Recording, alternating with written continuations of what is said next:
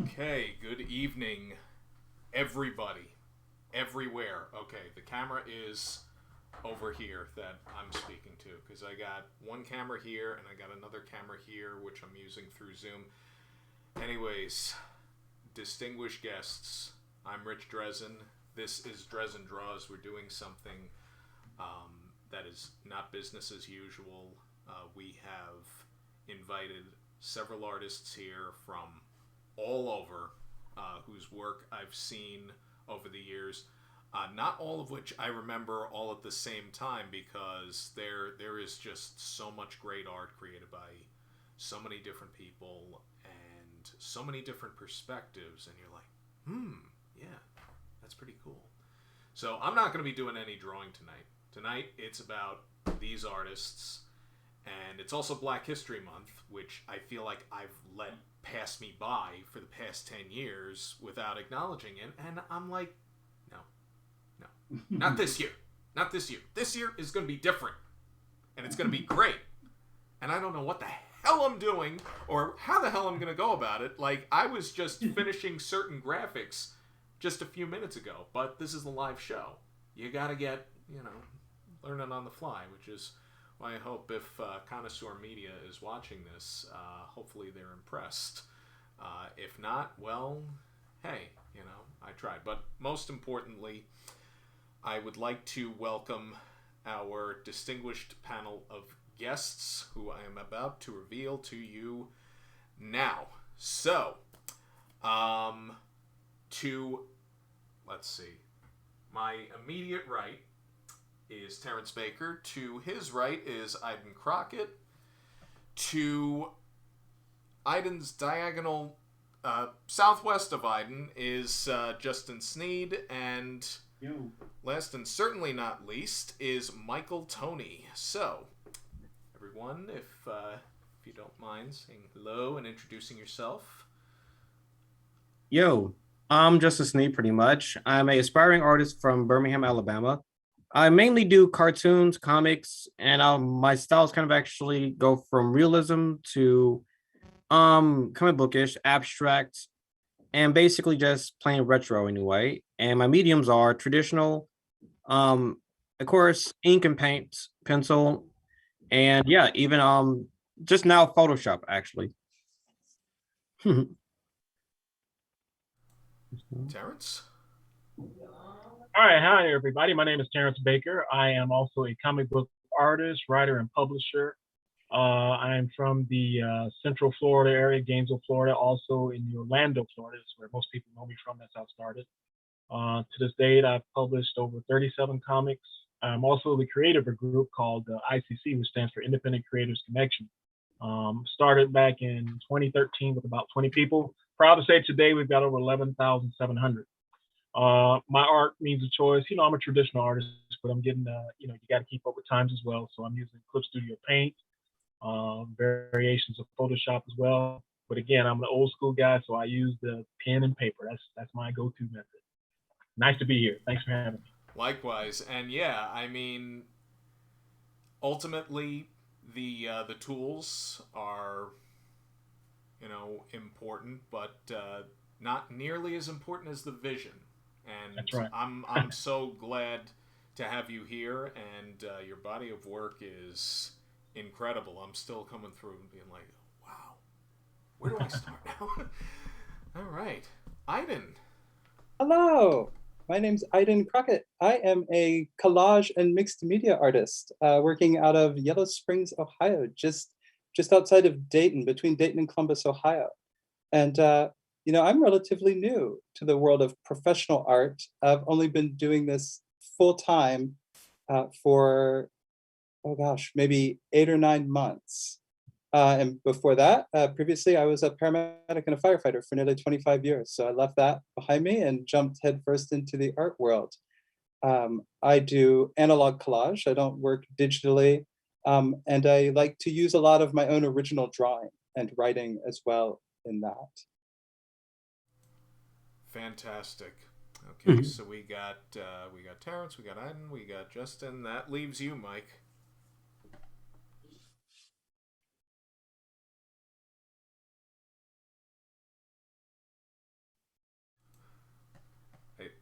not muted.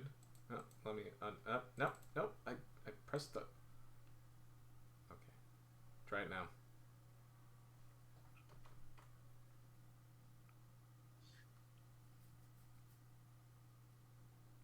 Can't hear. Suspense buildup is what I appreciate about this. I wanted to use my Blue Yeti, and for some reason, it is not working. So, excuse me. First and foremost, I wanted to say, Iden, thank you for your service and all that work that's there. It's not easy stuff to do. Thank you. My name is Toney. I'm an artist. I live in New York. I kind of specialize in cell shaded kind of artwork. I'm currently working on my first comic. I mostly do character designs, and I focus on original Black characters, not just skin representation, also cultural representation. So you'll see that kind of littered throughout all of my different potential pieces. I work in the art field in 2 different professions. During the day, I am an art director at a digital ad tech agency, where I do a lot of marketing design for tech companies like Microsoft, Dell, Intel, and stuff like that. And then at night, like a superhero, I do illustrations that focus on anime and putting Black people in anime. And I've worked with places like Sony and some stuff from Marvel and a couple of directors and stuff like that here or there for certain projects. So if you go to my Instagram, where most of my work is, you'll see that I dabble in a lot of different forms of art. Awesome. Yeah, he's and Mike and I didn't know each other for the longest time, and he was in the neighborhood. He is married to one of my sister Anna's longtime friends. How is your wife, and how are the girls? She's good right now. Just a little tired. We ended up catching the COVID, and our kids ended up having it, so it's kind of hard to recover when you don't really got a break. But beyond that, we're doing pretty good. We're doing pretty good out here. That's fantastic. I should have asked. Everyone else is good. Hopefully COVID free. Okay, good. We just recently recovered as well. My whole family was down for the count for 2 weeks with that as well, but everybody's okay. Good. So glad to know that everyone is healthy.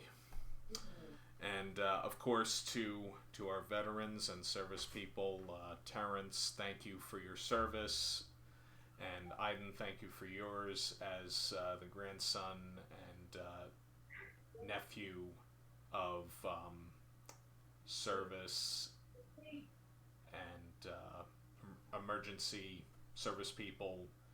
I commend you. I applaud you. You're great. Thank you. Thank you. So now we're gonna take part in some questions that I prepared. I mean, there's gonna be more, little bits and pieces as we go around to each. But we're gonna start. The way I'm going to ask the questions, it could be for anyone, and anyone can jump in and answer. We'll kind of go around, or zigzag, or whichever way works best. Mhm. I kind of wish I sent out a hand buzzer to everyone, buzzer. But being that this was mostly on the fly, I'm like, yeah. So, when did you discover that you had a creative spark? Feel free to give a little of your life story and note your influences, if any. If discussing, no, wait a minute. That's a note for the guests themselves. If you feel you need to give a trigger warning, by all means. But yeah. So anyone wants to jump in to start? I don't mind starting. Because I feel like mine maybe will be the quickest, because I haven't been doing this for very long. I was talking to everybody before we went live, and I was saying how I grew up in a family of creatives. My dad was a professional jewelry maker. My mother was an art teacher. My sister went to school for art and design, and I fought that. My way of rebelling was to just go ahead and work for the government and join up with the fire service. And you know, that is maybe the coolest job you can have, but it is also incredibly stressful. And over the years, it really wore me down. And I found that I had things that I had to communicate, and I did not have the words for them. And I just found myself picking up a pencil and paper and trying to draw, but I didn't know how. I didn't know how to draw, but I could cut pictures out, use other people's pictures, and make collages.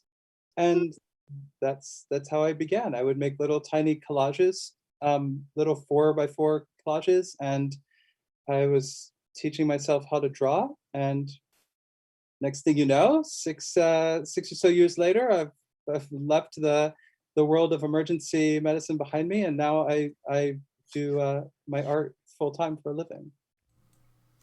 That's awesome. And you and I were talking in private. You do have a lot of mixed media pieces, which I'm not good at mixed media. I took a course on it in college, and the professor that taught it, his name is Maged Eldeary, he would just find all these things. He would tell us stories about how he found things at someone's curb or whatever, and I would just be like, what, that sounds crazy. But then over time, certain things don't hit me immediately. It normally takes like a year or 5 years, even 10 to really sink in about, like, hey, you know, this could be something. Now, with regards to your mixed media, which I think is fantastic, Thank you. where do some of those projects start? Like, you could name any Well, specific product, or so I very rarely know what I'm doing. I and I try my best to step back and let those pieces develop on their own.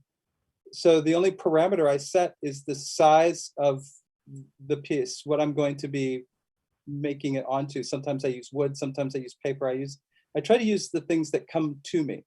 So I make a lot of collages on the newsprint that my Amazon packages come packed with, or scraps of wood that I've found, and things like that. And I try to let the piece really dictate it. And I developed that system as a way to access my subconscious, because I still very much feel like this is a therapeutic process for me.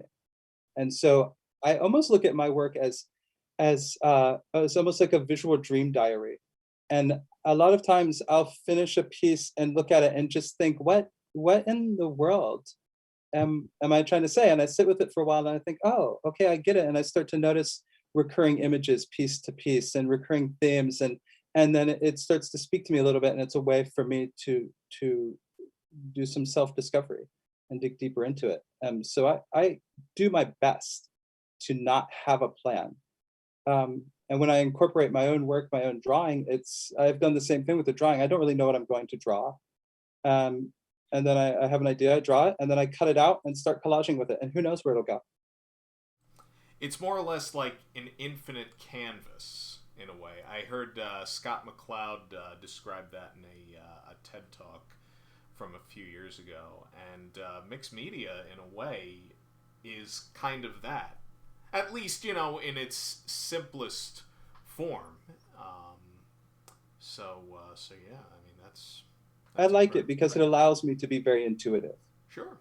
With it, you know, you don't really understand why you pick the images that you pick, but they call out to you, and you just roll with it. Yeah, it's like, hey. Yeah, it is. It's like, hey, fish, tear me out of the magazine. It's a fish. There you go. All right. Has anyone else here ever worked with mixed media? Sometimes it's harder than it looks, and It can be. Yeah. Sort. I guess sort of. I mean, I guess like for the most part, I found a way to actually mix traditional with like digital for the most part actually. I'm not very sure that counts actually, does it? I don't know. Aside Okay. from that, yeah, aside from that, I can't think of anything else, I guess. Yeah. Yeah. So I mean, with I could. oh, Hmm. go ahead. Sorry. No, no, I was gonna kind of follow up Iden. Um, in terms of, I guess when I realized I had what, well, I guess my answer is like I don't remember. From the time I was a kid, I always like, I would say more solution oriented. My mom would say that I buy toys, she'd buy me toys, and I'd break them and remake them as my own thing. When I didn't have them, I would basically make new versions of things. Like, I'd make toys out of aluminum foil because the I can make opposable characters and stuff like that. I actually stopped drawing for probably like 10 years or so. When I went to school, like mostly in kind of like high school, because I just kind of focused on grades, athletics, and I just kind of fell more into thinking that I was going to basically go to school for business or for law. And initially I did. And then while I was in college, I kind of minored in design so I can do some creativity. But what captured me with design and basically made me change my career is that design was not like art. You couldn't just make things, that there was kind of a reasoning and like a bit of a science behind it. And that to me felt like, oh, I could have an equation to make good things.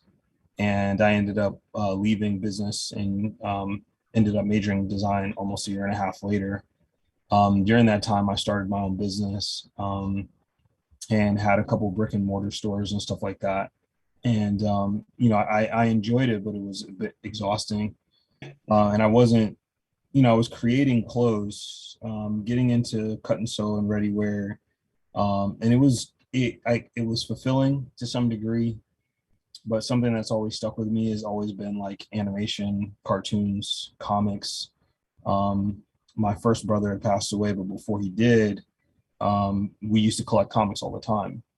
So that was kind of really big for me. And I started to get back into it right toward the end of college, getting more comic books, reading more comics online, which also made it a little bit more accessible.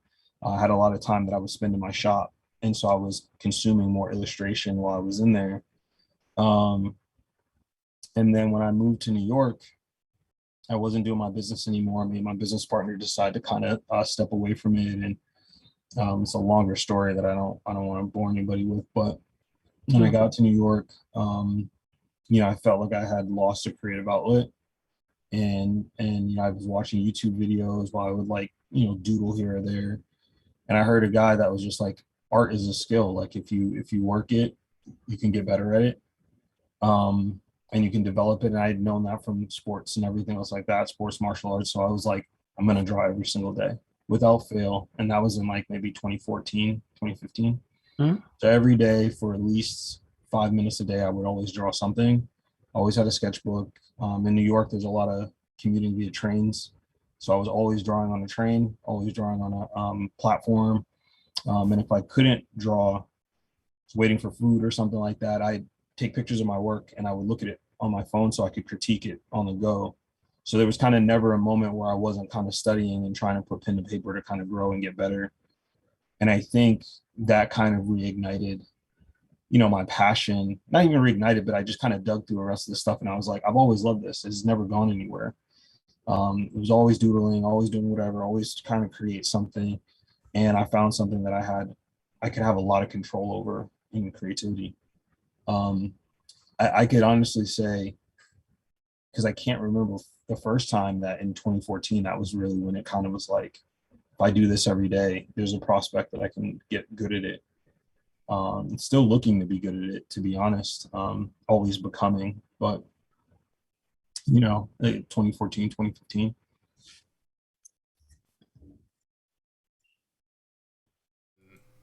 I Yeah, I get you.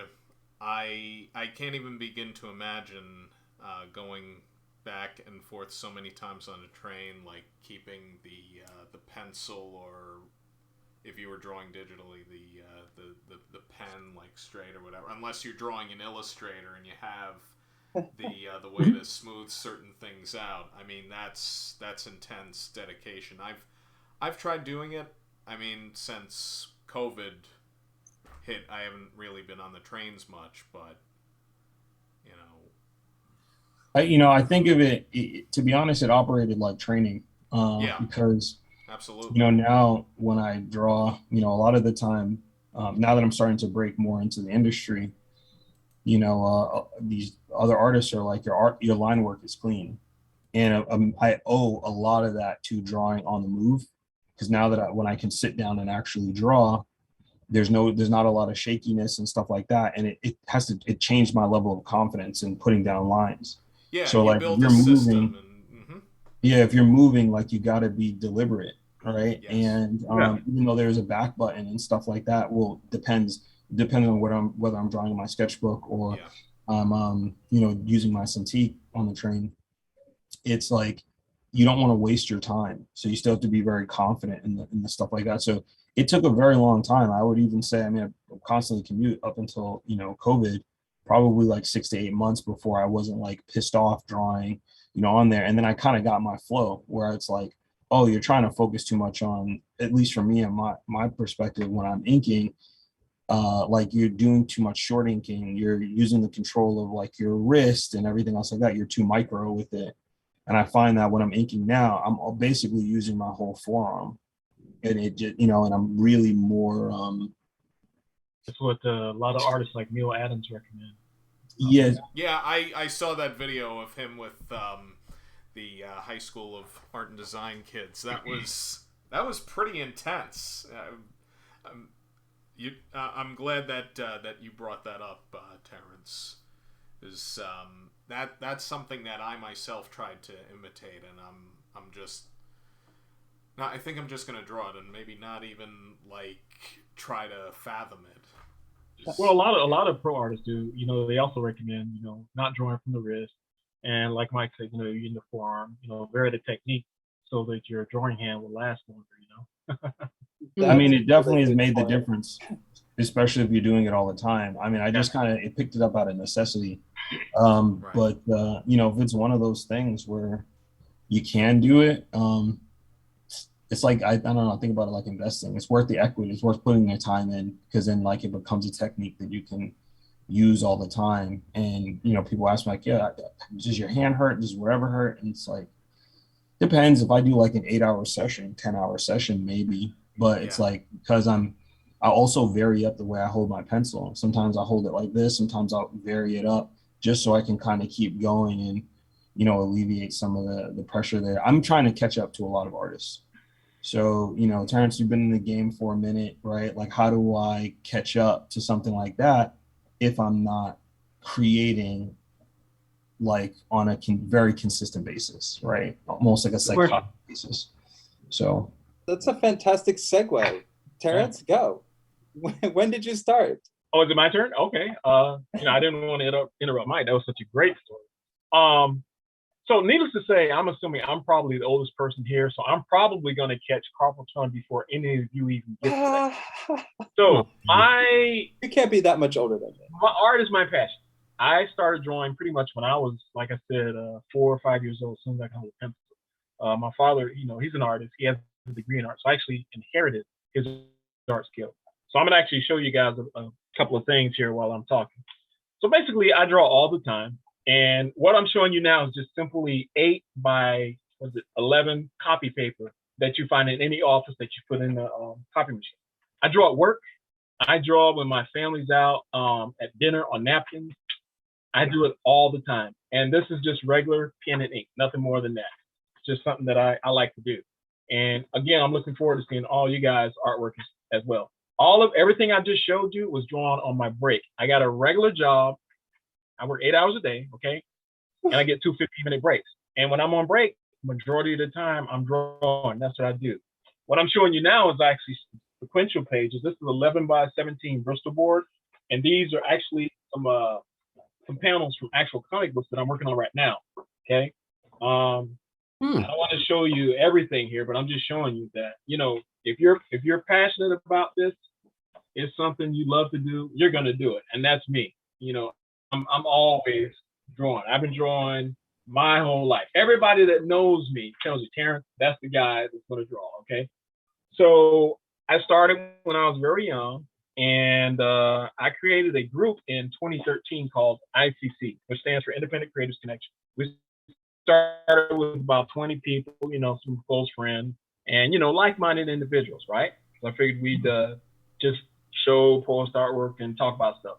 About 6 months later, it was up to 200 people. A year later, 3,000 people. A couple of years later, 6,000. And I'm happy to say that today we've got over 11,700 members in that group. We actually ended up publishing a magazine of the same name, Independent Creators Connection. Right now it comes out quarterly. Pam Harrison, got to give her a shout out. She's in Kentucky. She'll probably watch this video once it goes the YouTube link. And Bill McCord, Jerry, Charles, a few other guys working that, and Margaret. Okay. And they're fantastic people. I couldn't have done that magazine part without them. So that mag is published, quarterly. It's gone through Diamond and all that, and now some other distributors and whatnot. So I'm very proud of that. Myself personally, I have over 37. I can't remember right now. So I do so much published comics. I draw the majority of them, but I also do collaborations in my group. ICC, we have a lot of artists, publishers, writers, and a lot of people network, and they create stuff together. Some other groups were formed in my group, so I'm proud to say that. It's been on the news. I just went to I throw my own conventions for ICC back in 2015. We've thrown three conventions for the last from 2015 to 2017. I haven't done the last few years because it's very expensive, but a lot of good things came out of that. A couple of celebrities came down. I flew one down from Eric the Smoke Moran. He used to host TV's Heroes of Cosplay. Good guy. And a few other people. Alex Fernandez. He makes movies in New York. The Body Jumper series. My wife has been on that. And we were in New York last month, and filmed another episode. What else? This past weekend, I was at the Brick City Anime Festival in Ocala, Florida, and that was on the news. That's an actual pinned footage in my group right now, ICC. So I was on the news again, and that's great. So this medium can lead to some great things. It's good to see somebody on the news, and it couldn't have happened in a better time. I mean, it's Black History Month, so myself and James Bethel, the B brothers, we call ourselves that. We publish some comics together, collaborate, and I've seen a lot of good things come out of this. It doesn't always happen, but it can if you're passionate about it and you stick with it. Now, getting back to the time period, like I said, I draw a lot. And there's a time where I do wear a little, brace because you can't get carpal and stuff like that. You gotta regulate it. And I'm sure all the rest of the guests know the same thing. Whatever you do, you got to do it in moderation. But that's a little about Terrence. That's my story.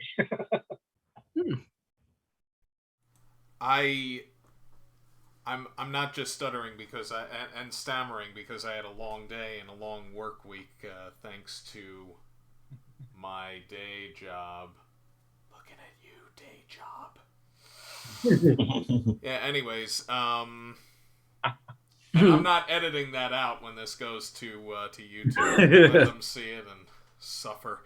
So yeah, I'm so far just in awe of everyone, and it's like I'm thinking of a follow-up question, and you're all answering my follow-up questions even before I ask them, which is fantastic. But I mean, I guess when you've just done it and you keep doing it, you build systems, everything. Yeah, the repetition. You get everything kind of secondhand, and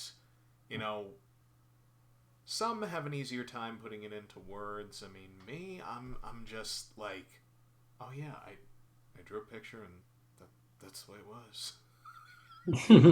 But then again, I guess in some cases I'm not always used to being the interviewer, so I appreciate everyone's patience with me.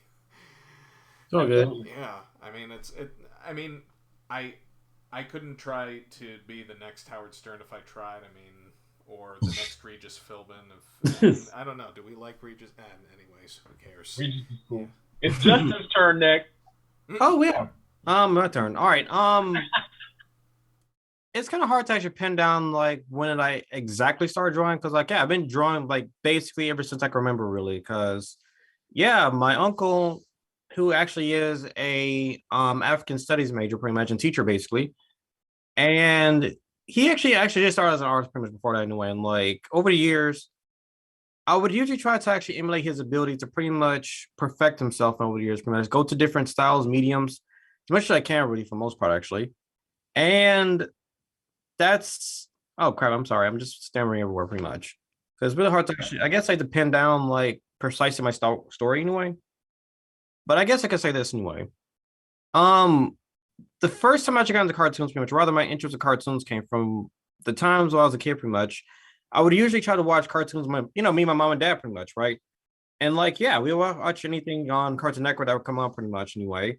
From Tom and Jerry, Dexter, pretty much anything else like that. For some reason, I got hooked onto the classics, really.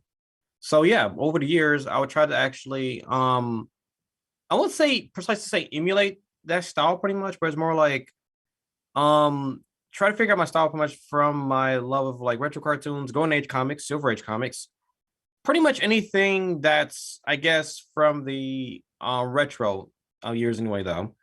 Over the years pretty much I've also been gonna start collecting comics. So I was like, yeah, that very same uncle of mine, he used to send me comics from Washington DC anyway. And the comic book series he would send me the most was one called Jeff Smith's Bone. I don't know if you guys ever heard about that actually. And like, My son just checked out a trade paperback from the library yesterday. He's Right. reading it right now. yes, and like, yeah, over the years, I started like, collecting it pretty much, like even from book fairs, my school pretty much. And then yeah, from those book fairs, I would try to get into like different like classical books pretty much, like Alice in Wonderland. Um, if you technically count this classical, Dr. Seuss pretty much, Winnie the Pooh basically, and yeah, stuff like that really. And matter of fact, yeah, Winnie the Willows, forgot that one. And my style kind of actually just like got from different parts of there pretty much, as well as like me reading comics by Will Eisner, Michael Gilbert, pretty much, who created this comic series called Mr. Monster. Um, Kyle Baker, who actually created he actually made like the third one of like Plastic Man from DC Comics anyway, as Oh, well as like worked in a lot of other stuff pretty much, including Class of 3000 being one of them pretty much. And yeah, just over the years, I started exposing myself to like different comics, histories, creators pretty much like me really. And yeah, I was just kind of inspired to pretty much just pursue going to art pretty much over the years anyway. And it started for me just pretty much drawing either my own original characters anyway, to drawing comics in high school pretty much. And yeah, just advancing forward pretty much. I mean, I've dropped out here and there pretty much in breaks anyway, but at the same time, I managed to pick myself up out of it pretty much anyway. And like heck, I actually got some opportunities to actually meet like different people like Gary K. Wolf, who actually wrote the original Roger Rabbit novels actually that inspired the movie anyway. And yeah, I actually almost had the opportunity to actually work with him, actually reproducing some of the illustrations from his original novels anyway, though, to like restore pieces anyway. But my anxiety kind of got the best of me pretty much all the time anyway. So well. But either way, I'm still working my Been there, way up. baby. Yeah, I know, right? And like, yeah, like I'm still working my way up pretty much, and trying to perfect my skills, learn different things anyway, learn different mediums as much as I can. And I guess, yeah, get out of my comfort zone pretty much, because that's the number one thing I learned as an artist pretty much. Like in order for yourself to get better or advance away, though, you must get out of your comfort zone pretty much. Don't be afraid to do something, even no matter how sucky it can be pretty much from like realism or anything. Kids, remember, for you to learn cartoons, anime, anything, learn realism pretty much. It's a grueling process, but still it's worth it, honestly. It really is. I agree. Yeah, one of the hardest things that I've tried to absorb is anatomy, but even more so than that is shading. Now, Justin, you do a lot of shading Thank you. that I could. I mean, all of you do a. Let us see. considerable Show amount us. Yeah. Show me. Oh, all right. So I don't have any of my work with me. My studio is not not nearby. Oh, Um, sorry. Yeah. Yeah, I would love to. But if you're ever interested, you can pop over to my website, which is mynamesiden.com. I'm also on Instagram under the same handle. Oh, coolsies. Yeah. Yeah. So I work constantly, like you guys. It borders on on being a compulsion, and it is something that when you are in the right place, when you're doing what you need to be doing, you don't want to stop. That's And right. I think that's how you've found your place. It was like that for me when I started as a paramedic. I did it all the time, 80, 100, 120, however many hours there were in a week, because I loved it so much and I couldn't get enough of it. And it's that way with the art. And that's why I knew I had to make this my life now. Yeah.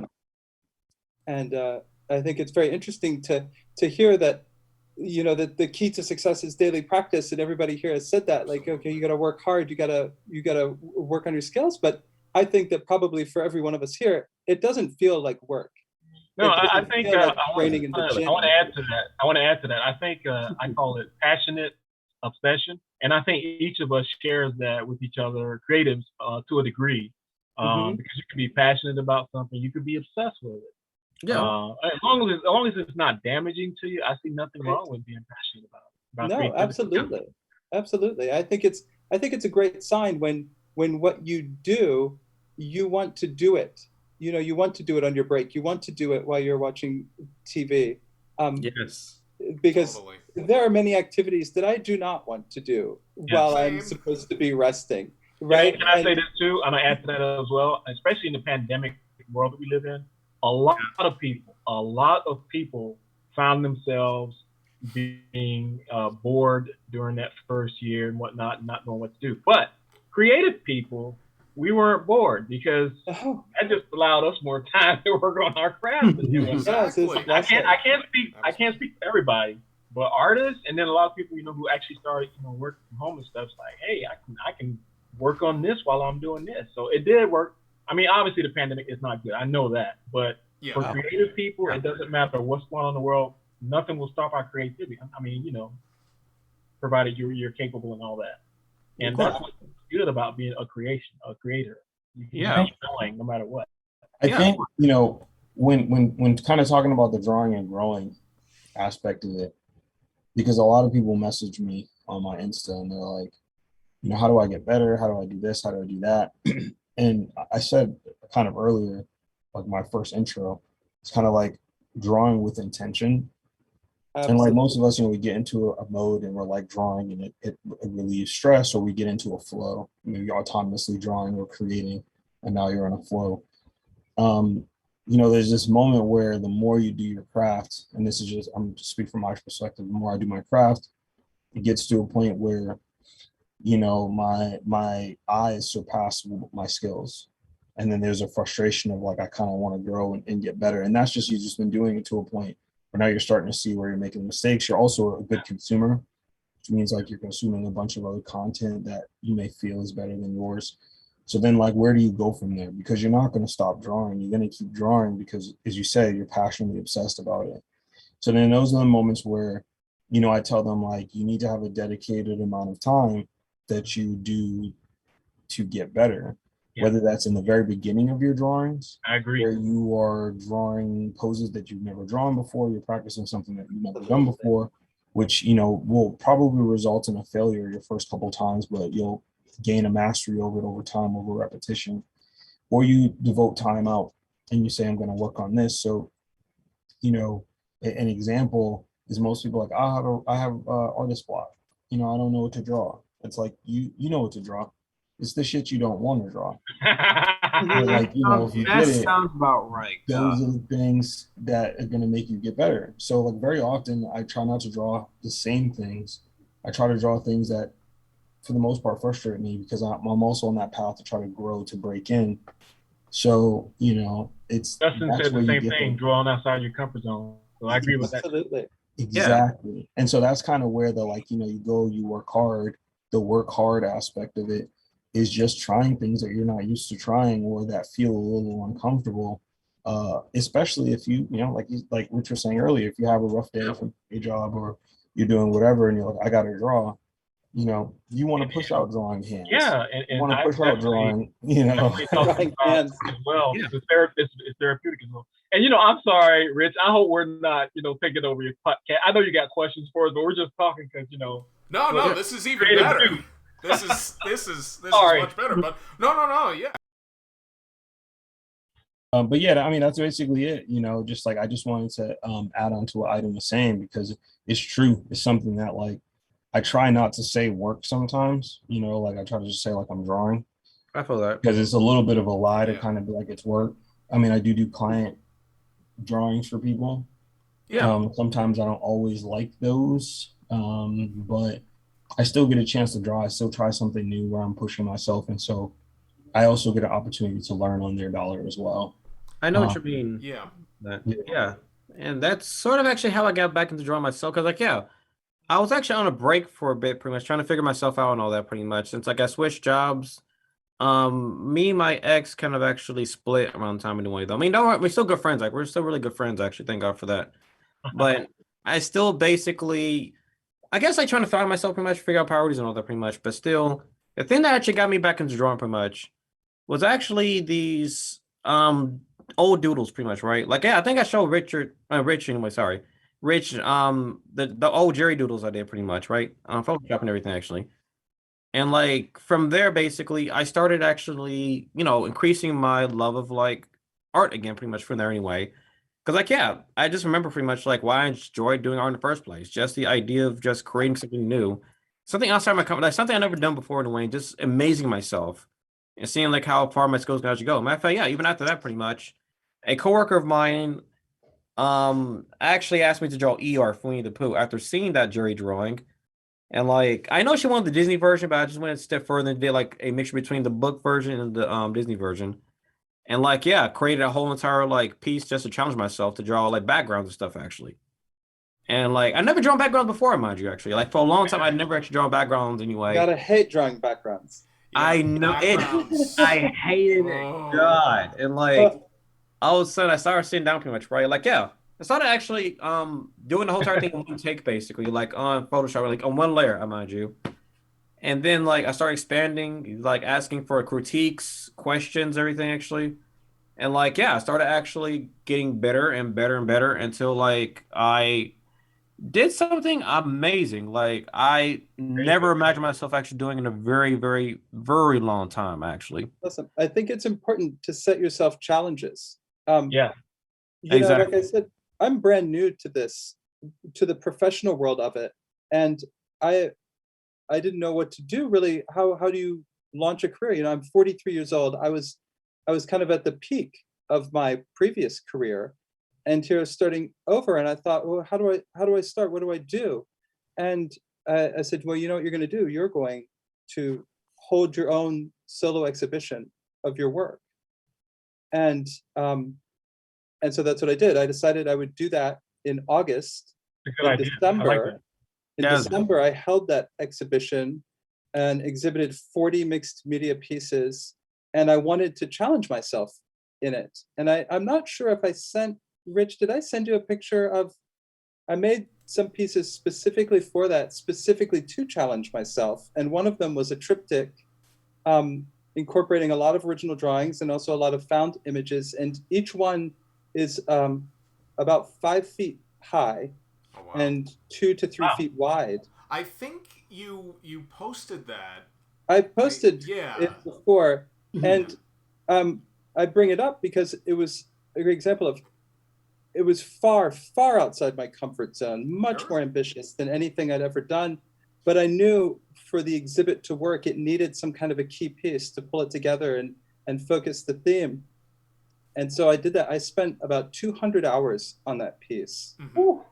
And I was so proud of it. I mean, just to have it framed cost me $1,000. Yeah, Oh my frames. goodness. I used And to work down the block. Not to cut you It off. was insane. But the whole point of that is that it was a challenge, and Oh, sure. Sometimes you have to it spend money. pushed and my skills now I can make a piece that is, you know, a 2 foot by 2 foot collage piece, which would have intimidated the heck out of me before. And I think, oh, well, this is nothing. This is, you could, you know, you can carry this with one person. And so it makes such a difference to reach and to stretch and to see what you're capable of, and then maybe pull it back and approach your old work with that new perspective and find out what you're actually capable of, and in perfecting your old stuff as well.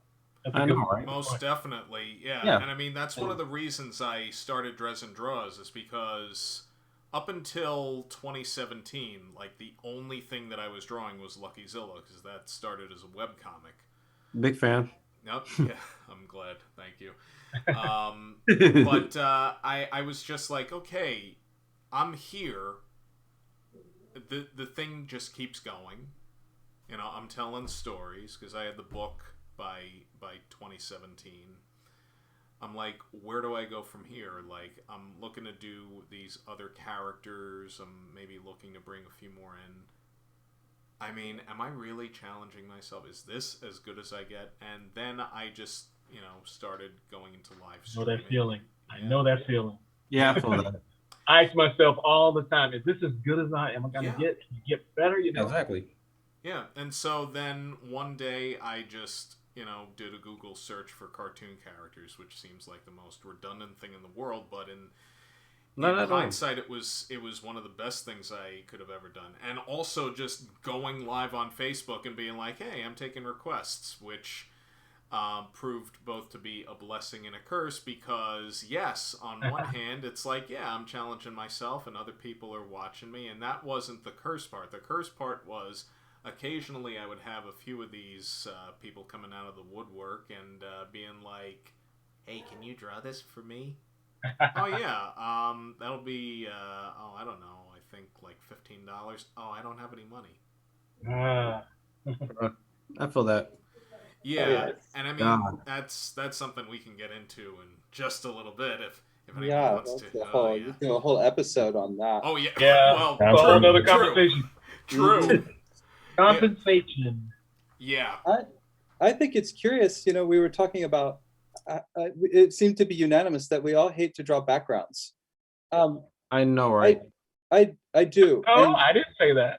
Oh, you didn't say that? Okay, well, you're the only one. It's for me, it's the most frustrating thing I can do, but at the same time, though, it's like, I'm still learning how to do backgrounds, but at the same time, it's like, I see why. I can definitely see why, like, I never want to do backgrounds in the first place, but at the same time, it's like, it's still worth it either way. I think it's funny because the thing about backgrounds is they're not figures, so they take longer. It's more time consuming. That's exactly. Yeah.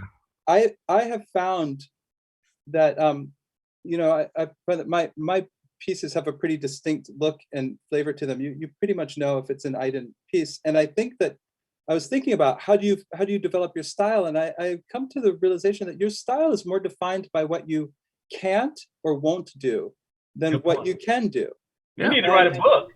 You got the book published? And it's funny. I did just self-publish a book of poetry a couple weeks ago.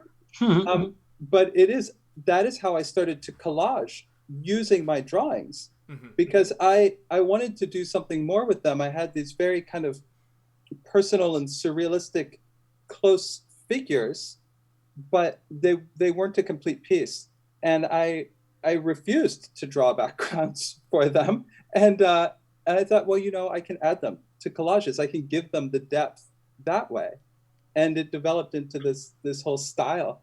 But there's a guilt behind me too, because I know I'm hiding from it. You know, it's interesting you say that. Up until I want to say maybe early last year, most of the characters on my page and the things I've done have been more pinup based, and that's simply because, you know, I didn't conceptually understand perspective, and how you put characters, you know, in a space, and what that kind of incorporates. And you know, one of the things that I found when I really was like, all right, because you really like sparked this memory, or this like repressed memory in me, right? about the thing of like hiding. My Oh, yeah. cousin is a very talented artist, and he made this comment, and he's a guy I've looked up to for a very long time. And he was like, "Yeah, man, your color work's really good. It's like professional." He's like, "Yeah, it hides a lot of the mistakes." And I I love him to death because he's always straightforward with me, and Yeah. I think it's one of the reasons why I've been able to grow so much. And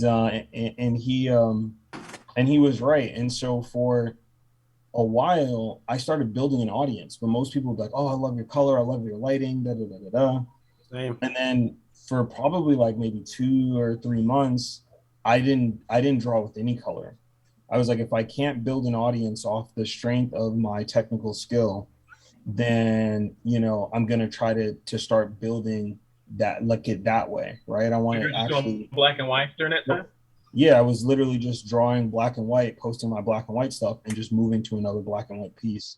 With the color, it wasn't that I was like, oh, I'm good enough, blah, blah, blah. It was more like, I know what I'm trying to do with the color because I experiment with everything and I have an experimentation process with that. But when it came to like understanding the weight, the volume, the acting of the characters, and all that other stuff, so much, or it was mostly depth really. Being able to color a certain way really helped that. You pop some rim light on something, it can fake depth very easily. But I wasn't able to just kind of be able to do that. So there were moments where I Can't was wait to see you guys' artwork. I know. Oh, it's I killing know, me. right? Where's God. that slideshow, Rich?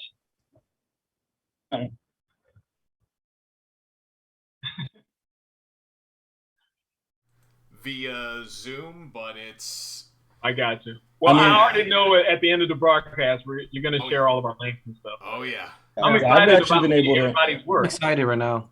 I actually Yeah. pulled up. I'm actually watching the live too, so I'm Okay, actually good. able to see people's work and stuff like that. I got a couple of questions for everybody actually, Yeah. when it came to backgrounds, I just had to bite the bullet. And backgrounds are I feel like a little bit crappier, as you said, about like drawing the characters. They just take longer, and it's Yep. true. Like you just depending on how you want to do them, regardless. Like you invest so much in it. I paint my backgrounds digitally, right? Sure. So I don't really draw a lot of hard lines. I'm actually trying to paint and make variation and from planar variation based off of color and stuff like that.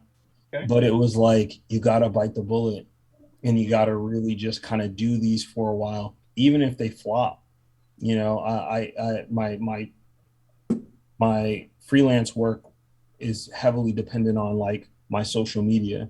So Mhm. being able to make stuff and making and it resonating with an audience, helps with my growth, but it also brings in business. So it's Mike, hard to kind of be what like, application do you use for coloring, if I may ask? I'm sorry. I use Clip Studio. Oh, okay. I So, mentioned that earlier. if it flops for me, I'm like, you just gotta get in your head and be like, this is gonna flop for the next couple of months. You're gonna be posting stuff. It's gonna go triple wood, and you just gotta let it do it. I know. Because it'll get better. I'm So glad see, that I'm lucky. Nobody follows me, so I'm lucky. I can do whatever I want. And like for me, basically, I think like I started getting a lot more followers and like a lot more shares and stuff like that pretty much when I actually started doing more work from Photoshop and everything. Like that's just me literally stepping outside my comfort zone to do that. Cause like, yeah, I was scared like crapless, like doing digital art in general pretty much. Cause like I've seen so many people do great work pretty much, right? And like they make it look so easy pretty much. I mean, I know it wasn't easy, but believe me, I know it wasn't easy, but still it's like, God, I really wish I could get to that status until like I started sitting down pretty much, started testing out my brushes and way though, and then just started actually building up from there basically. And I started doing like some beautiful pieces I've never imagined myself actually even doing quite literally a few months ago, honestly. And like I bought one of your prints from your shop of the dodo from Porky and Wacky Land. yeah, I'm actually wearing one of my prints. Oh yeah, I forgot about that. I'm actually wearing like one of my shirts actually. Like here it is. Nice. Oh, okay. That's Oh, fantastic. let me. I forgot. I was actually wearing Awesome. one. See, there you go. One- Yeah, perfect marketing opportunity. Almost passed you Right? by. Always market yourself. Always promote yourself. Always. Yeah. Like, Oh, one Rule thing number one.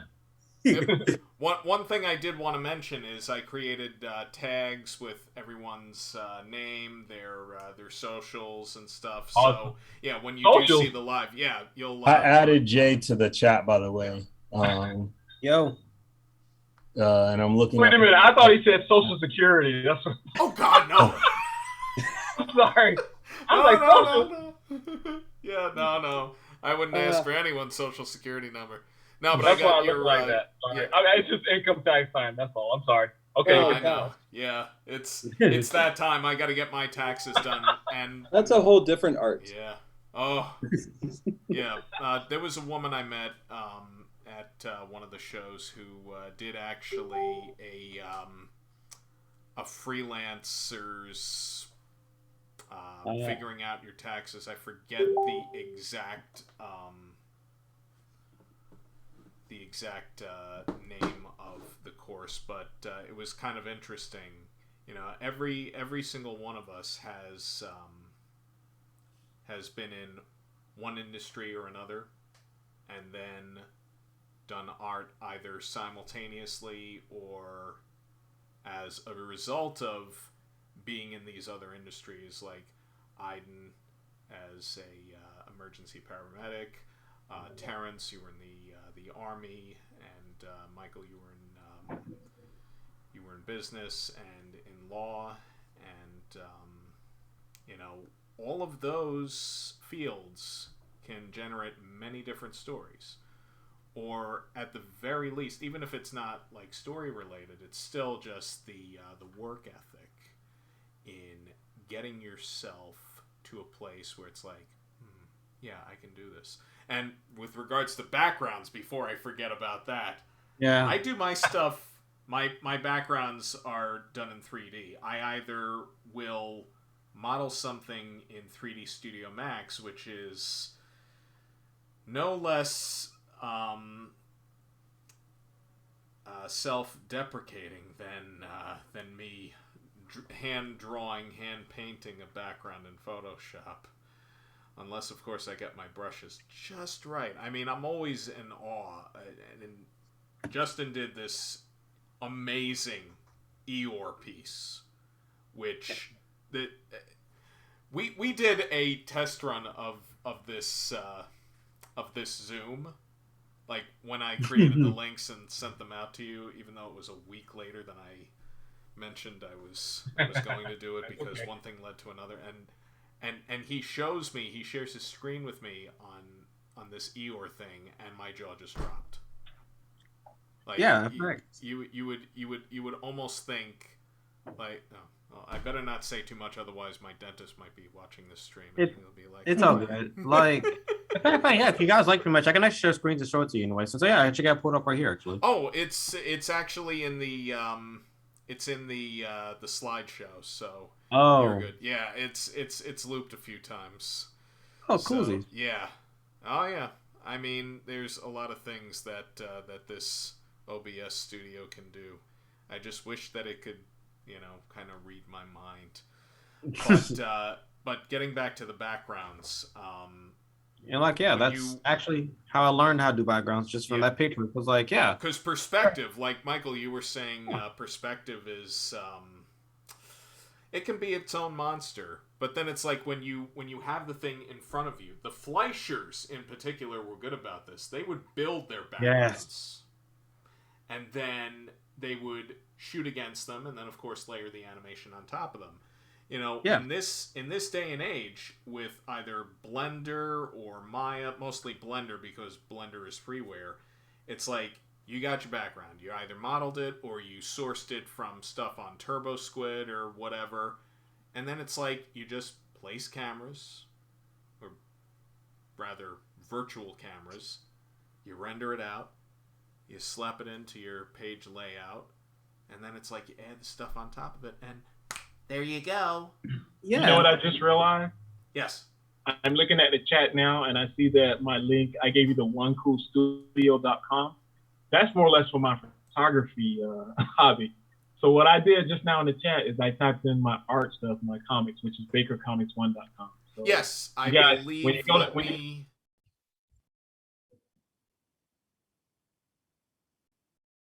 Oh, is it? Okay, I'm sorry. I was just looking at the chat now. I just got it open. So. I did some I'm minor always late. Facebook stalking for you because I'm I didn't want to always bother late. you. I knew you did a con, and I'm like, Fantastic. no, what can I find of his that I know he's not gonna be like, oh yeah, well I don't use that anymore. And I checked all the links, and it's like, That was me that put that in the chat because I know you said Yes. you wanted to see people's Oh. artwork.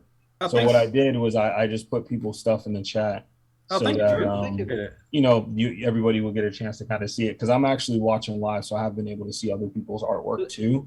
It's But, been very interesting to hear you guys work in such a different way than I do. And It's awesome. Yeah, this is Yeah. cool.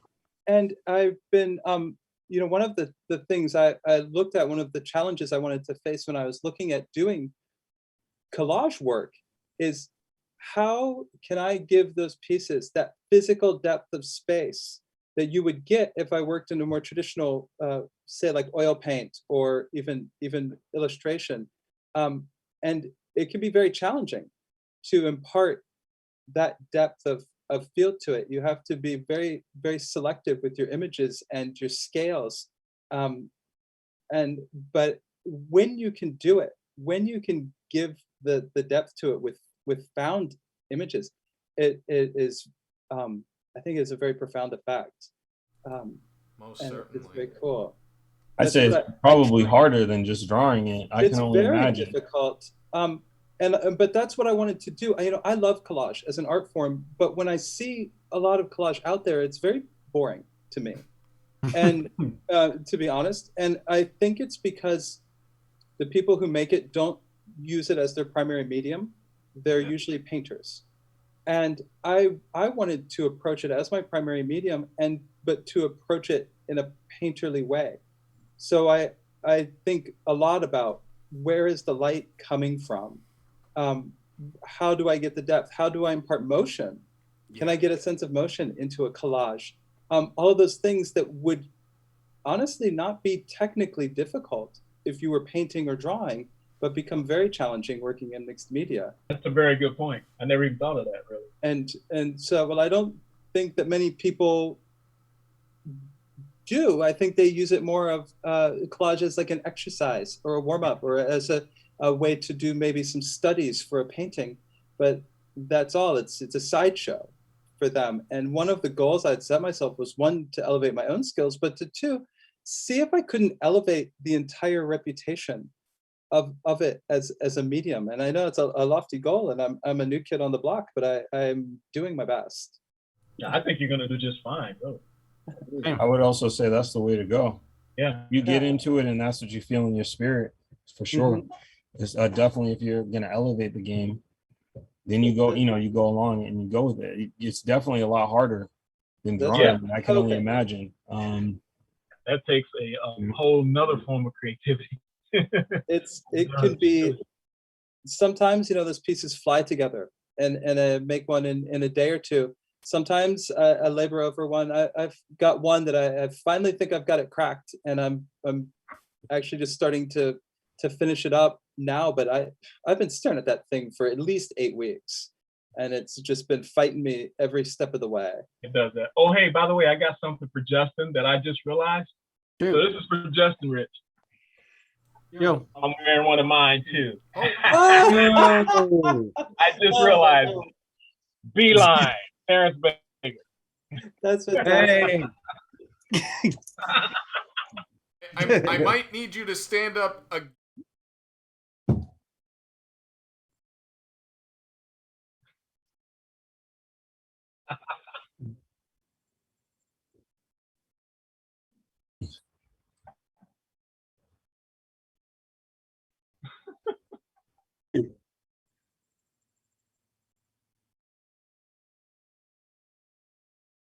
Is there a slideshow showing? There's some magic going on that we can't see. Yeah, I don't see it. I just see you guys. Yeah, same here. Right. But that's not good enough for you? You guys, though, come on. I'm good. Yeah, I'll definitely. Huh? Fantastic.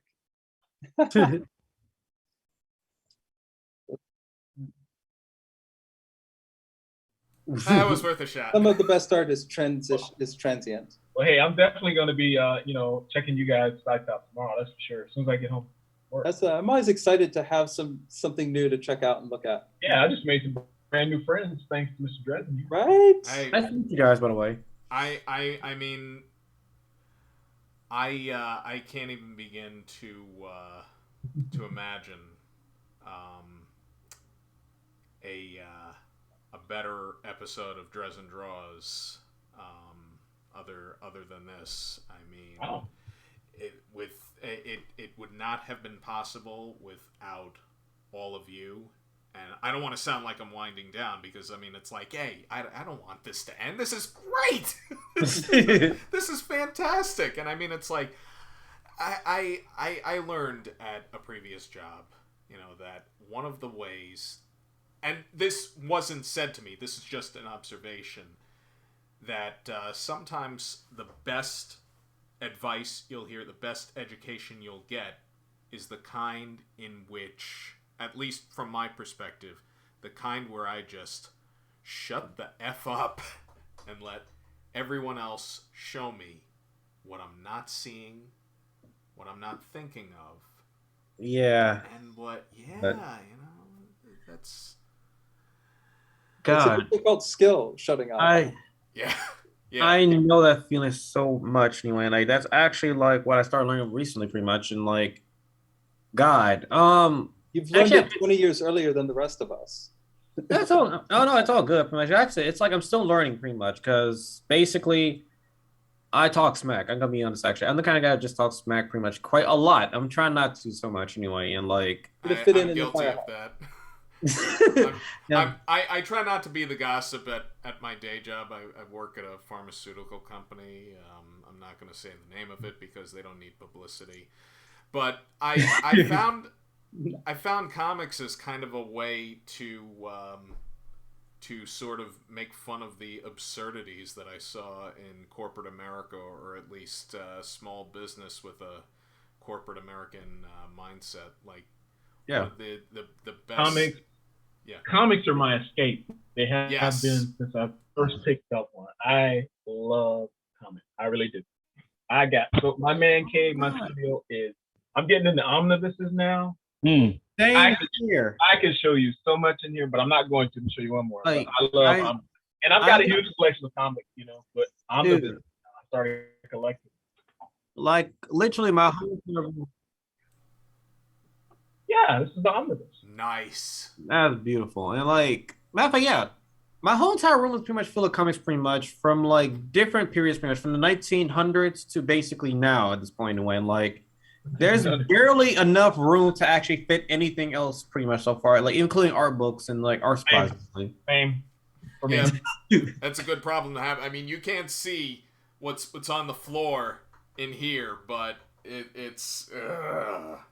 I know, and like, God, matter of fact, yeah, just like Terrence, I'm actually just getting to omnibuses to myself, actually, and like, believe me, it's a lot more easier to like collect. This is my desktop. Oh, that's my desktop. Holy crap! Not my collection. That's just what's on the desk. Don't ever ask me to help you move, Terrence. I'm not doing it. Like, now you got to help me move to New York. Okay, well, I need an excuse to go to New York. I'm in. Listen, here's one thing I want to say, though, to everyone real quick. I want to make sure that this goes on record. I know some people talk about, artist block. I actually, I got a YouTube channel as well, but and I tell you how to be artist block. I've never had artist block because the bottom line is I'm surrounded by the creation and my what sparks. It's always here in my man cave. So I've never had. Obviously, we all take breaks. I understand that you have to take breaks because we're not superhuman, but. And mentally, I've never had artist block, and I never will, because I'm surrounded by it. I'm engulfed in it. My wife tells me, you got too much. And she's right, I do, but I love it. So, I feel that honestly, though. And like, I wanted to say that. I feel that honestly, though. Like, yeah, this actually goes back to like what Mike said as well earlier, pretty much. Goes like this. I have artist block pretty much, but at the same time, it's like I have a lot of ideas that I want to express, but like not exactly. I keep overthinking like a good way to express them pretty much at times, Like this stuff goes from like homages, fan art, original ideas, novels, pretty much. Which yeah, I've actually done some short stories from time to time, actually, novellas, pretty much, which I have yet to get published because I don't know why. And like, yeah, I'm basically trying to get myself outside of that like mindset, pretty much in life, just by like going out, just say, you know what, F it, just do it, pretty much. That's something I'm actually doing. Justin, I'm gonna send you my video, and that should hopefully help. I mean, you know, what I found is consuming, being a good consumer helps you be a good producer. Like Yeah. just last week, I've been watching one of my favorite series. And I generally watch it like every year, but it's one of those things where I'm not necessarily inspired to make characters from it. I just feel so much joy and it activates a different part of artistry for me. Yeah. To then be able to kind of do something from that emotional context. You know, I don't, my breaks are forced. So, you know, I've been told by people who, you know, watch me on Twitch, who be drawing with me late and stuff like that. They'd be like, man, you got to self-care, you got to chill or do whatever. I get that too. Same. It's a very, very anime mindset where I just kind of go until my body's just like, you're done, you know, like you sleep, you pass out, you do whatever. It's very forced sleep. I got to get up to go to work. I got to do kind of other things, but I am trying to take into account where I'm like, go back and do things that you really care about, do things that you really enjoy. So that way you can spark and have a different emotional context to the things that you're making. Which then helps me kind of make something that makes a world that feels more three-dimensional. If you see my work, I don't really do any fan art or any, you know, of that nature. I try to keep it very original creations. That's something I need to start doing myself, actually, because like, yeah, I mostly do fan art, just mostly art study, pretty much, or just like, all right, actually, yeah, as Rich as knows, pretty much in a way though, I do mashup art pretty much in a way though. Like a lot of art, I get switch from like different styles from like different media, pretty much, involving Looney Tunes anyway. I thought, yeah, that's actually one of my more well-known ones. Actually, is like the realistic Looney Tunes thing I did pretty much. And like, yeah, Rich actually bought one of my shirts pretty much of like the realistic version of Dodo I've done pretty much. And like from that one, I was actually inspired from like the original Alice in Wonderland novel to actually do that one pretty much anyway. Yeah. That's really cool. Something else I forgot to mention, you guys. I also cosplay too. Now, me too. Right here. Listen, this is me as a cosplayer of what do you call I knew you looked familiar. I saw your pictures like as Green Lantern, pretty much. I knew you looked familiar. Like in fact, I was like, yes, like. But that's me. Now, this here is my signature character. I had this done. Her name is Pink Hammer. Okay, and if you see on my back here, one of my that's her right there. I got comics on people. I don't have the comics right in front of me because I just had the convention, so everything's still out in storage. But this is a character I created, you know. And what I'm saying, I'm talking right now. I'm talking to Justin. Is you saying you're waiting? You don't know what you're waiting for. This here is another character. This is another character my group created. ICC. It's called Imperial. That's his name. But you know, collaborations and networking with people led to this. Now, obviously, it's not sell like Target, Carlos, and all that at stores. This is just my own personal figurine that I had made. But get on it. Stop waiting tomorrow. This is 2022, dude.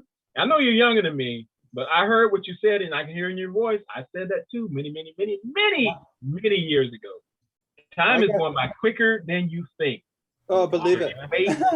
That's all I'm going to say right now. I'm going to send you my video. You watch it, okay? The best advice I got when I decided that I was going to do this professionally, I called a cousin of mine who is a photographer. He photographs musicians, does album covers and magazine spreads and stuff, and has been very successful over the years. He's sort of winding down his career, actually, but the advice he gave to me was that, listen, if you're going to work as a creative, then you need to create. Yeah. And he was like, and you need to do it every day.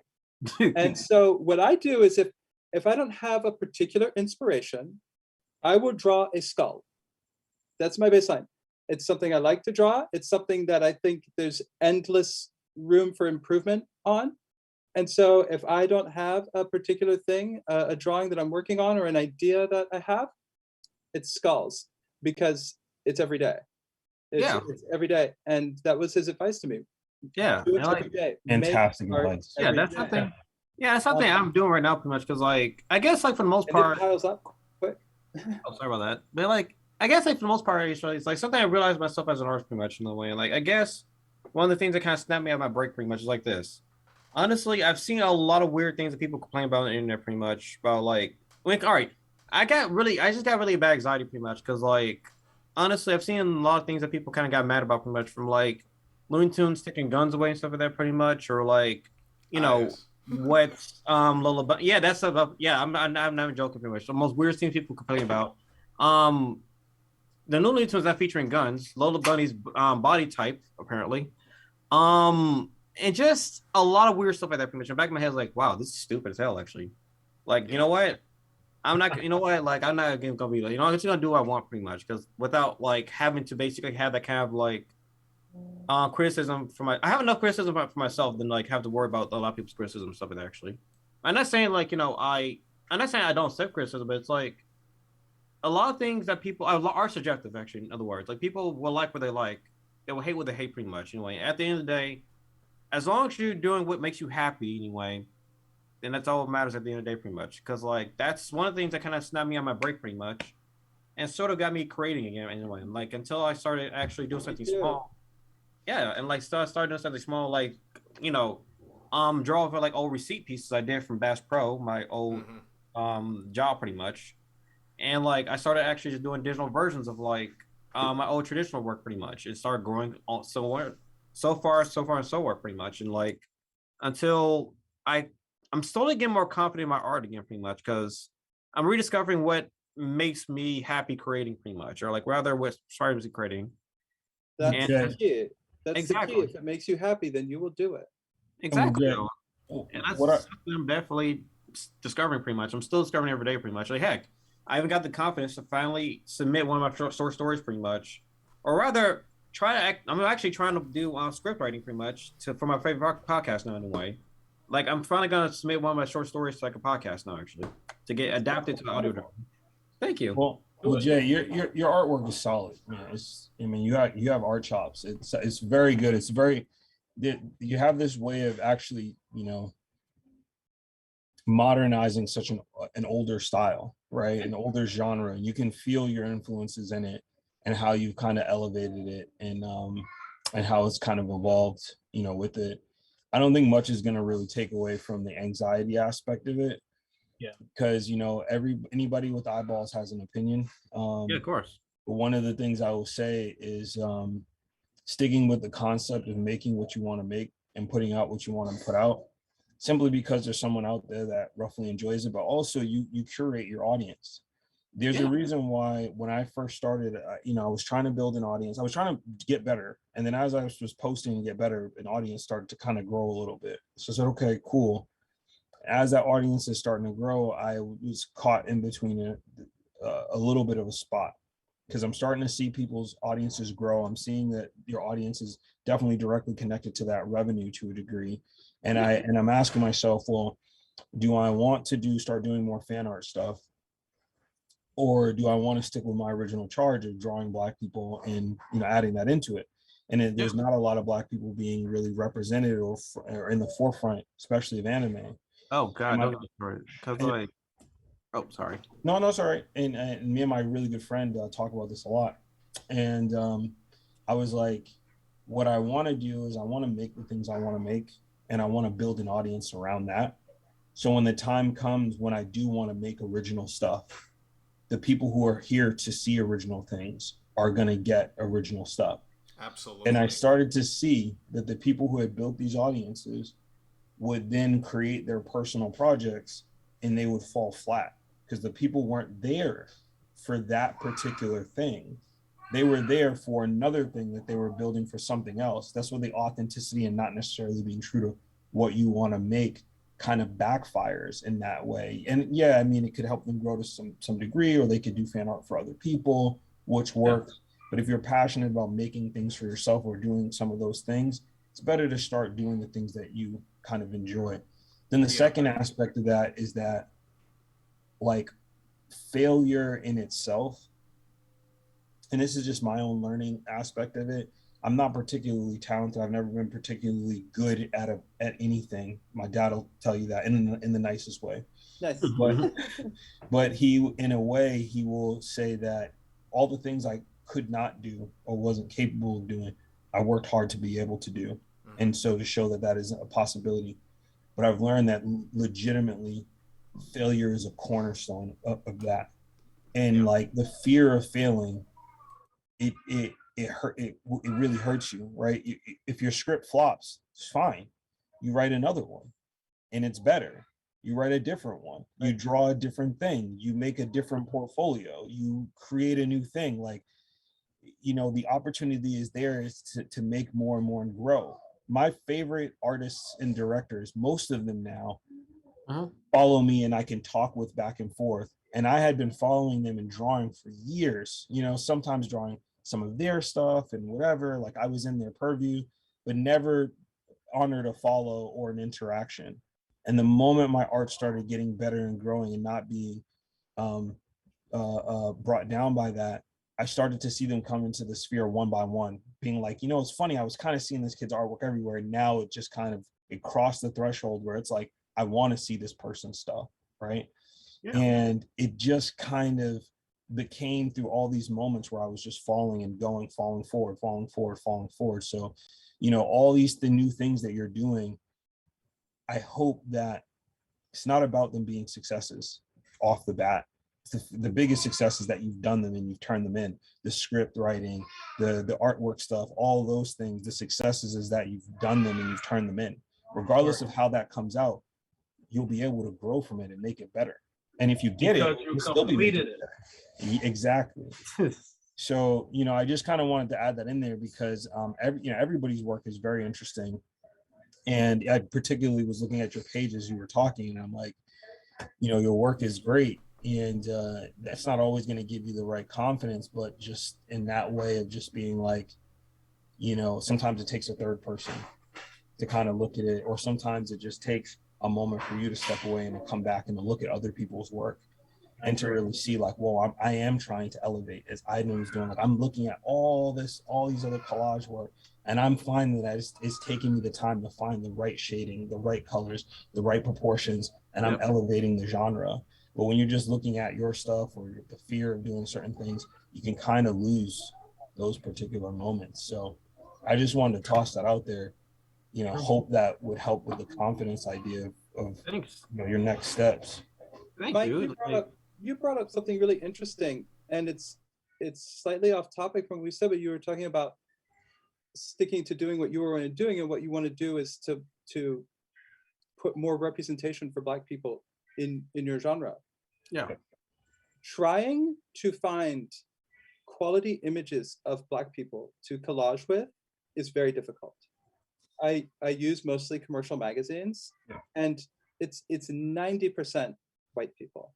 I have to go far out of my way to find Asians, any person of color, Black people, Hispanics, and it's something that I do purposefully, because I noticed, you know, I had made several collages. I noticed that they were all white people, and I thought, well, is there something to that? Now I'm biracial. My mother's white, so I thought, oh, I can get away with that.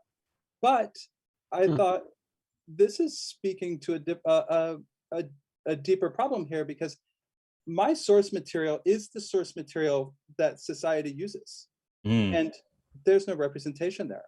I could find pictures of Oprah, and I'm like, obviously that's useless, and so I have to go way out of my way, and sometimes I will buy a magazine just to take it home and cut it up, because I noticed it had several quality pictures of Black models in it, and things like that. So I'm so glad that there are people like you out there working at this, because it's a real problem. Representation is a real problem. I'm a Black trans woman. I dare you to find a magazine with a Black trans woman in it that I can collage with right now. It's nearly impossible. Absolutely, yeah. And it makes such a difference when people can see you and people like you on a daily basis as far as you being accepted as part of what is normal and not as what is exceptional. And I think that's part of the incipient racism that exists in this country is that you are viewed as exceptional because when they look at a Black person, that's the first time they've seen someone who's not white. Just for the fact that the media they consume is populated by those faces. Yeah, and I didn't know how much we were going to touch on that subject, but it does exist. I mean, if we're going to, be 100% real, it's out there. It exists. Yes. And I think it's I think it's awesome that, Rich is taking the time to do this podcast. My response to that is I agree. And it's up to us to change it as creators. Mm-hmm. Yeah. That in itself is also, Justin, I'm telling you, that it too. That's why you got to do it, because if you keep and I'm not, listen, I love all y'all. Let me say it right now, okay? Yeah. But I heard what Justin said, I heard what Mike said, and I heard everything everybody said tonight. And to me, it keeps leading back, because I see myself as Justin, like I said, 10 years ago, 15 years ago. I was that person. I don't know if I should do it. Bump that. Do it, man. Appreciate it. Get you a good night's sleep after this night. Think about everything we've said. And if you need to school me too. I don't know everything, but I know, like what Michael's saying, I know the feeling of completing it, because I've completed a lot. Like I said, I think I actually got how many comics got published. And I'm not rich by it. I'm not rich by it by any means. But the fact that I completed it, and I do have my little small audience, it's rewarding to me. But if I stayed in my little bubble and sat there on that park bench feeding the bird, I don't know if I should do it. I wouldn't be able to say that. But you got, and you're very talented. Like you said, look at what you got. Each one of us is talented, So Rich is doing a good thing by bringing us together tonight. All right, let me be quiet. Oh, no. I'm getting emotional. No, that's... There's that passion. It's because I'm passionate. Absolutely. Right?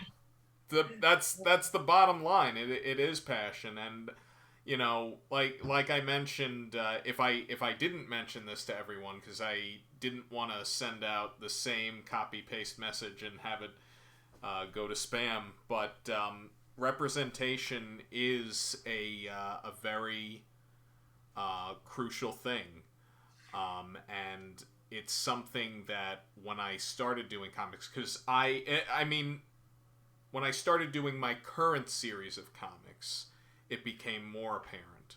Because I made my first comic when I was about 8 years old. I was basically imitating what I saw in the Archie Sonic comics of the 90s.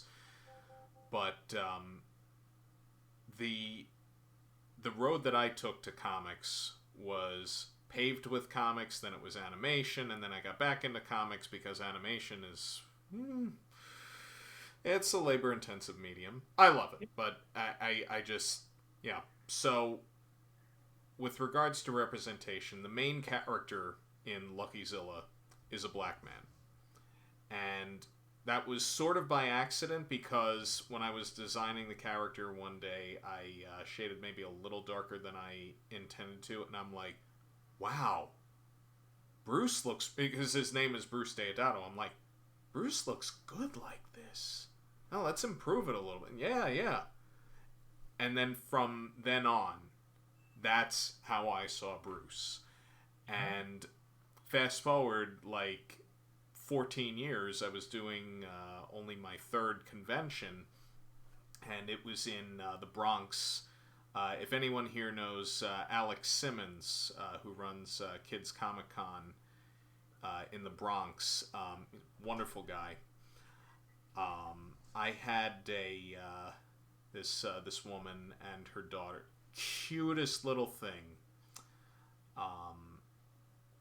and she was so shy and so timid, and I love kids, but I didn't want to scare anybody. So I was just like, hi, how are you? What's your name? And just kind of left it at that, talked to Mom, gave her a book, and as soon as this kid opened this book, it was like she was hooked. And some other people came to my table, and then people start gathering, and the mother at one point takes me aside and says, "I just want to commend you on making your main character a person of color, because when my little girl sees that, it's real to her." Because, I mean, I'm a single black mother in the Bronx raising a child, and, well, I mean, there are good parts of the Bronx and there are other parts of the Bronx, and some are rougher than others, but when she sees all these white superheroes, and those are nice, but to see someone that looks like her, oh wow, that's powerful. And Yeah. I'm like, at first I was just like, I don't really dabble in politics, but I think comics and cartooning have an inevitable convergence when it comes to politics, because that's kind of where it started. Like, you look at the work of the great Thomas Nast. Now, some of his stuff is controversial, as with several artists of that period, and others. Dr. Seuss and John Temple also do examples. Yeah. Yeah. But I said to myself, you know what? I feel like there's more that I should be doing. And with Lucky's origin story, that was something that I was like, I didn't want to play with fire, but at the same time, certain things you just have to be very clear about. Especially with regards to racism. And when I was in elementary school, we were given an amazing curriculum up until a point. And if anyone in the Massapequa School District is listening, you owe it to your students to tell them the truth, and more importantly, educate the seeds of hate. Because the situation that the world has been in, not has gotten to, has been in,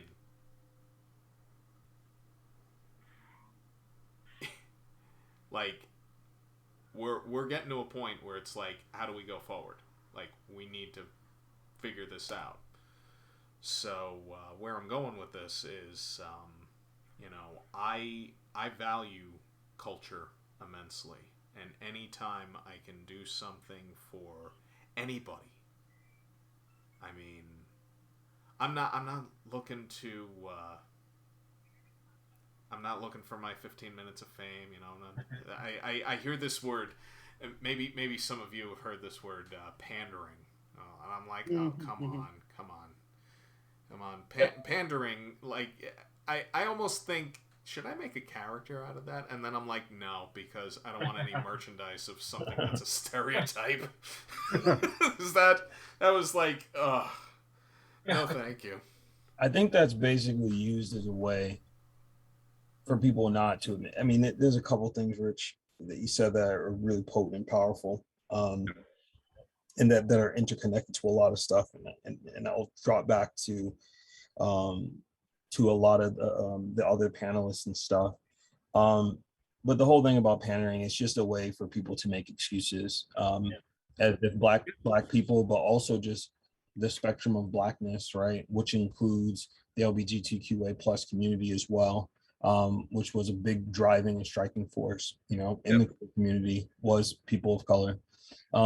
It's just a way for people to kind of utilize that as a gatekeeping kind of moment. This is what I will say too. As creators here, a big part of what I'm trying to do, but also influence other people to do. And Terance is doing it as well. Obviously want Jay to submit his own stuff and doing it as well. Iden is doing it in her way, also recognizing and seeing the things that she's seeing, that are not necessarily working, but for us who are professional creators to make those things so that way other people can also then make them, as well. Dropping into the seeds of hate and how things are perceived is the reason why I make the things that I kind of make, and I include culture, but also using realistic people and names. There's a movie that came out called The Harder They Fall on Netflix, and it has all this about black cowboys and stuff like that. And everybody in it was an actual person, even though they're telling a fictional story. And that's not a brand new concept, but it's happened for white people for, since the medium. Yeah. And we have not necessarily had that opportunity, right, to show that.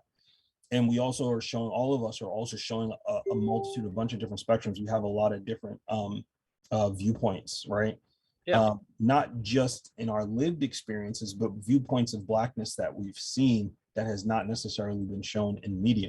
It's the reason why, if you look through the body of my work, I show a different, try to show a different spectrum of it, but also like how we feel, how we adjust to things, how we, regulate our challenges like everybody else. So that way people can see their humanity in these characters, right? It makes it harder for you to jump out of a car and kill a 12-year-old kid in 3 seconds because you recognize his humanity. Exactly. And so the things that we create, and then even going back to earlier things that you were saying, Rich, in terms of like art and politics, it's always gone hand in hand, because art and drawing has always been a way of telling stories of the times, but also parables of things that have happened. So even since cave drawings, these cave drawings are in a lot of ways instructional things, but they tell a way of life, right? The powers that be have not had those experiences, so they're excluded from ways of life. I think one of the greatest couple of shows that I've watched recently, is I have people who are in my circle, my friend circle, who are trans, right? But I can't see the inner workings somewhat of their lives. Some of those things I know that they don't want to tell me because they don't have those lived experiences. But watching something like Pose, right? Pose, that has been respected and lauded amongst people in that community, and seeing that, right? I don't share any of those experiences, but I do have, I did growing up have a bit of a self-hatred, right? Which propelled me to be successful in a way. So when I hear a character talk about this self-hate that they have for themselves, that they see in a mirror, I resonate with that, though I don't have that experience exactly. Right. And it allows me to help see my connection to them and our humanity. But that's just one show. I mean, there's other things that are out there that I have watched, but that's just one popular show, popularized show on a popular network. And thank God that it's there, because before that there were none. Yes, and exactly. One is a huge difference than none. And I really liked this idea of pandering. Pandering is a way to discourage representation. And the media, and by media, just the culture at large, has been pandering to white people for hundreds of years, right? Yeah. And they just use that now. There's nothing wrong with making something for a gay audience, for a Black audience, and selling it to them. That's not pandering, right? Like, that's not, but they use that term to try to discourage white people from thinking about someone who's not white. And they use that as a threat. They're going to call you, oh, you're just being politically correct. Oh, you're just pandering. You're trying to use your race. You're trying to use your gender. Yes, and that's fine, and it's good, because you've been using it your whole life.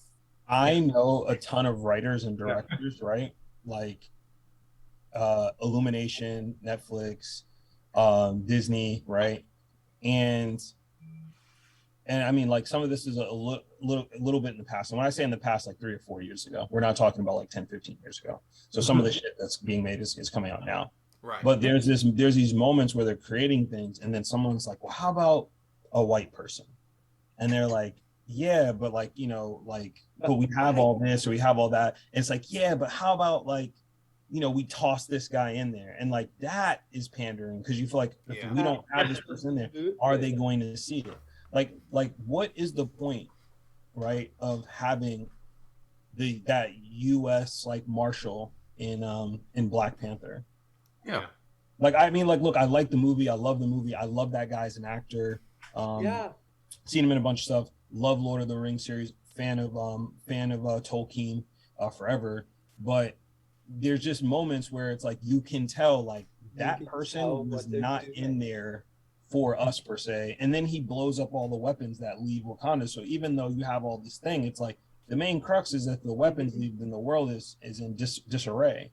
And so this guy still ends up being this hero in this, you know, fictional African continent where there's all this other stuff going on, and he just hops in this plane and he happens to be an Air Force guy and he shoots it down. Are you telling me that there's no other Air Force pilots in there were no black Air Force pilots in the world? None. She wasn't like, hey, yo, come over here. He's used to flying these planes. She was like, yeah, I made this specifically for you. I did a little bit of extra work so you can be in this film and shoot these things down, is basically what she could have said. Whereas, like, you know, like, we don't got Wakandan Air Force people out here for these 4 planes. Like, I can't just this from where I am. Anywhere in the world, you know, there's nobody else doing it generations later. And so I love that you said that, because so Rich, don't be afraid to pander. Do it. Pander your ass off. All right. Yeah. I mean, it's great to have that perspective, because your next comic is going to be all black trans people. Hey, you know, almost every single character that I'm going to introduce into my stories now, I mean, it's not like, you know, I'm consciously like, oh, okay, let's draw this white person. I'm like, what does the character look like? I mean, I do give some consideration to which cultures have I not depicted yet. Like, okay, let's maybe think Asian, but then it's like, you know, you kind of gotta. But then you gotta research, exactly, right? Or else you just end up making a stereotype. Exactly, and stereotypes are not are the last thing. Fear, that's the fear, right, of representing a culture that is not your own. Yeah, is that, especially if your heart is in the right place, is that you don't want to be offensive, and you don't want to stereotype, and you're not sure if what you know is the truth or a stereotype. Exactly. But here's the deal: it's real easy. Just go ask. Yeah, I got a friend, and I would say, and preferably pay those people. So like, I have a trans mask person in one of my stories, and I'm like, you know, I don't, like I said, I don't have that particular experience. I have to talk to someone in that experience. Yeah. Your time is worth some money. Might not have a lot, but you know, if you don't mind, let's have this conversation. Here's the thing, though. Even if you don't have money, and I've experienced this too. I got a friend, Hispanic friend. His name's Carlos. And when I created a character called La Vilos, you know, female speedster, I was like, I need some input from you. You know, what's the life like, Hispanic life, and give me some information. How would I say this, maybe that? And even if I couldn't pay him $500 or $50 or even $5, you still give him credit. You know, in your storyline.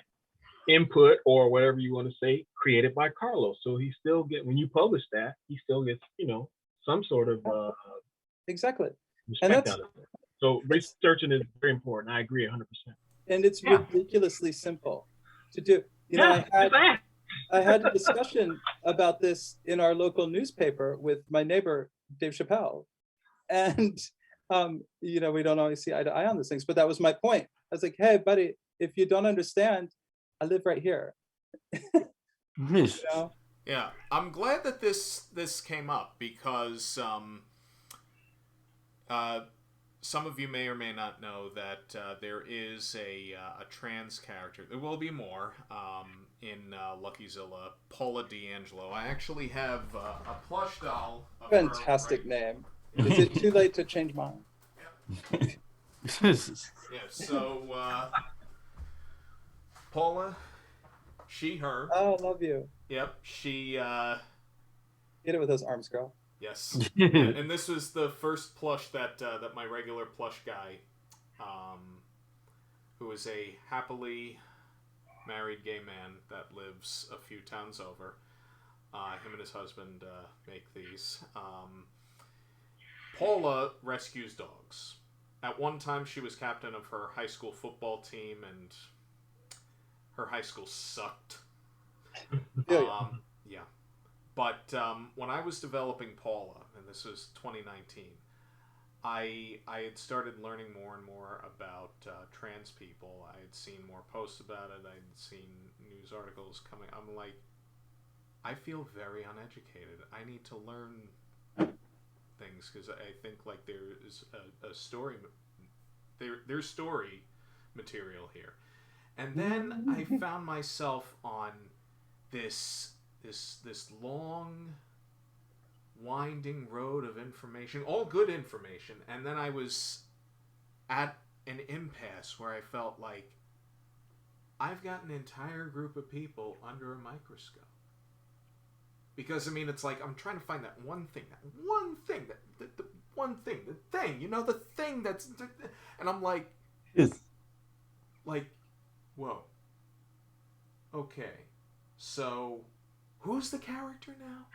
Right. It's like I got so bogged down in the research, which research is extremely important. And the character becomes their minority group. Yeah. And you lose track of them as a person. Yes. You know, I want to add that this could also be an entirely separate podcast, just talking about, you know, the research part aspect and you know, being diversity in your creation. All of us don't make comics, we know that, but with whatever medium that you're doing, if you find a small percentage of representation, it helps you to branch out even more. And if you're looking to grow an audience, if that's what you're seeking, you know, there's no harm in that. Who doesn't want to have more of the society checking them out? I mean, I don't think it's a bad thing. So you owe it to yourself to do that. Yeah. I think with the research too, it's pretty clutch in terms of just growing and then being able to build on top of that. Yeah. And I've learned with like the characters that I have, like I'm working on my second book, and it's going to be created as the original was supposed to be intended, me and several other artists. So then I had an artist that I wanted to bring in that was a woman, right? And I'm like, okay, I want to bring this woman into it and into this group. And then it started to feel very Smurfette, like in my ideas of all the kind of the permutations of like creating this book. And I'm like, I can't have this book with just one woman in it who's supposed to stand for all women in this book. It won't work. She only has one experiences. We're discounting trans women. There's just like a lot of stuff that was just kind of, I felt like was going to be missing. Now, obviously you can't thread a needle and hit everything, but the idea was like, I can consciously make this book with these three creators and also let off that I will be doing another book that also will allow women to be in this book and have a lot of different viewpoints of feminism, which is still obviously can't be encapsulated between four different creators, right? However, it gives a lot wider of a spectrum. But, you know, in my own research and understanding even media, right, and how women are perceived in media, this Smurfette thing came up. And I hadn't thought about it because I was like, all right, well, you know, like, all right, we'll get some representation here. We'll have like a woman who's like on here, and, you know, she'll be able to draw her characters and you know, like the woman that I had in mind had a real wide spectrum of art style, which unintentionally I was probably thinking, because I'm like, okay, boom, she'll cover the gambit. But that's not fully really covering the gambit, you know, and thinking about it in that way. And so when that came across my table, I was like, okay, well, like I can't do it this way, right? And I still want the opportunity to have this level of representation. I still want to use like my audience and everything else like that, like my numbers to still also be able to promote this as well. So, but it's only through research, it's only through kind of having an open mind and always trying to learn. Can you catch yourself sometimes, you know, before then, so that way you can just keep kind of elevating and kind of growing. It's unfortunate, the misfortune that like my first group book with the artist won't have a woman who's a content creator there. But on the back end of that, if this is successful as the first book, then the next book that I do that has them in there, they will also be able to utilize that same crest of everything else to boost themselves up as well. And, you know, and to be able to do it without having to feel like it's just the pressure. Like I've been the only Black person in a room, and there's just a pressure to kind of Oh yeah, speak to all I Black have men. too. Yeah, so to just be the one like woman on this book, Black woman on this book, and be like, well, I gotta have a gay Black woman, and I gotta have a trans Black woman, and then I gotta have like a this Black woman, and I gotta have, you know what I'm saying? Like to try to, it's just a lot of pressure. Whereas like each of these women will be able to tell from their perspectives, and I think it would alleviate that particular level of pressure. So Really interesting. yeah, I think it's amazing. 2 years, maybe 4 years ago, I don't believe that you would have thought that way. I know I wouldn't have. And I think that it shows real progress in our society that content creators specifically, maybe not the producers and the financiers, but creatives are looking to be inclusive and to broaden their horizons and to tell stories outside of themselves. And I just think it's a very hopeful sign, right? Yeah. I mean, on one hand, if for the financiers, like there is something there. There is a story to tell, and stories can evolve into other things. So I mean, for the financiers, there you go. But for the creatives, they're so fearful. That's why you see the Marshall and they were afraid, right? They're afraid that if only Black people go, we're not going to get our money back. And they're not giving white people enough credit. Hey Rich, I got to tell you, I opened the stream on another computer and I see the slideshow now. I'm looking at everybody. You guys are uber talented. I can see the artwork. Oh my goodness, you guys are very talented. Look at you. Thank you. It's interesting you say that, right, Iden? Because these creators that I know, there's a director that I know, and I can't say his name, I can't say we worked on. Two of the people that he wanted to bring in, right? He was like, I had to fight so hard to get these two directors in there, these two Black directors. And they're some of my favorite directors for animation. And he was like, the moment I brought him up, I immediately got pushed back. He also told me about another storyboard artist that he said was probably one of the best storyboard artists that he had ever seen. And the guy above him wouldn't let him hire him. There's a story of even She-Ra.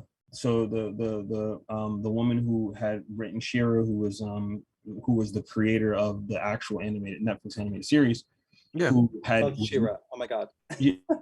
Knew of baby gay or something like that in her interview, and she was like, I'm still very new and stuff like that.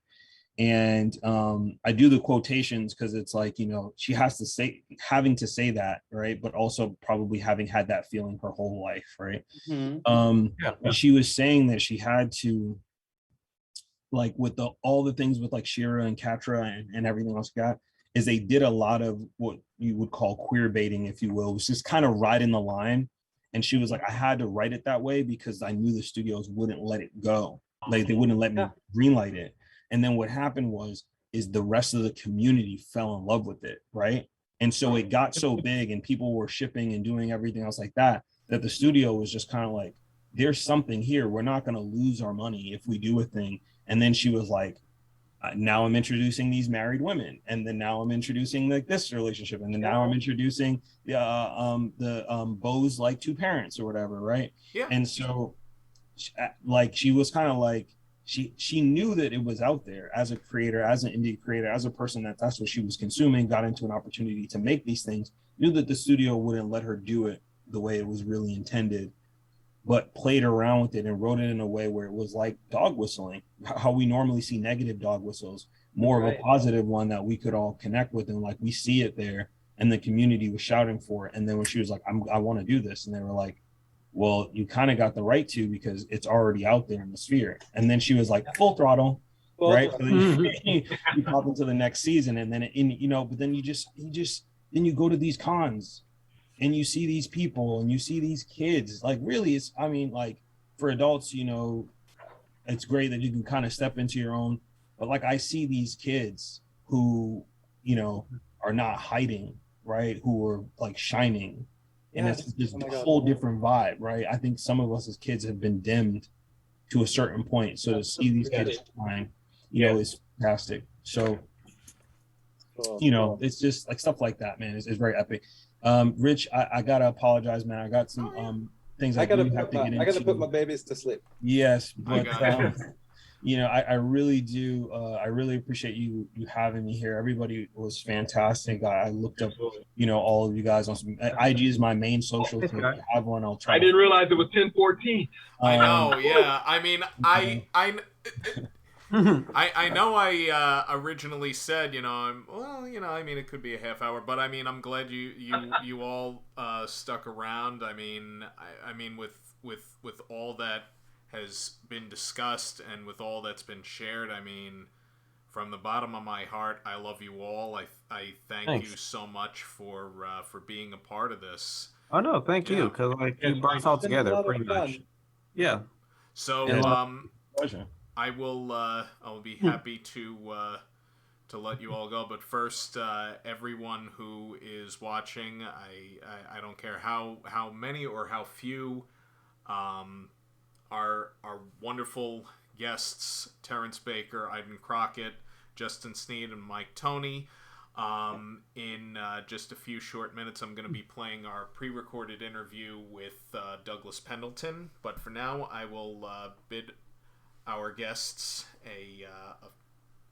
an adieu, and we will, of course, meet again next week for another panel of guests to celebrate Black History Month. So thank you, everyone, so much again. Thanks meeting you guys. Thank you for Likewise. having Care, me. guys. I'll see you soon. See you guys. We'll see you on IG. Yep. All right. All right. Stay safe. Yep. Peace.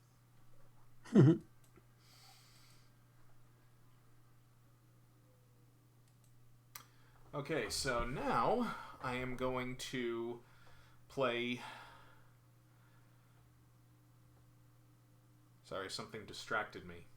So, Douglas Pendleton was not able to make the live stream, so his interview is pre-recorded, and here it is. Join me in welcoming our next guest, Mr. Douglas Pendleton. Hello, everybody. Hello. Hello, Rich. How you doing? I am doing. It's a great pleasure to have you and the other artists here to celebrate Black History Month by celebrating Black artists and creators. And I also want to take this opportunity to thank you because I understand you're a veteran, so thank you so much for your service. You're welcome.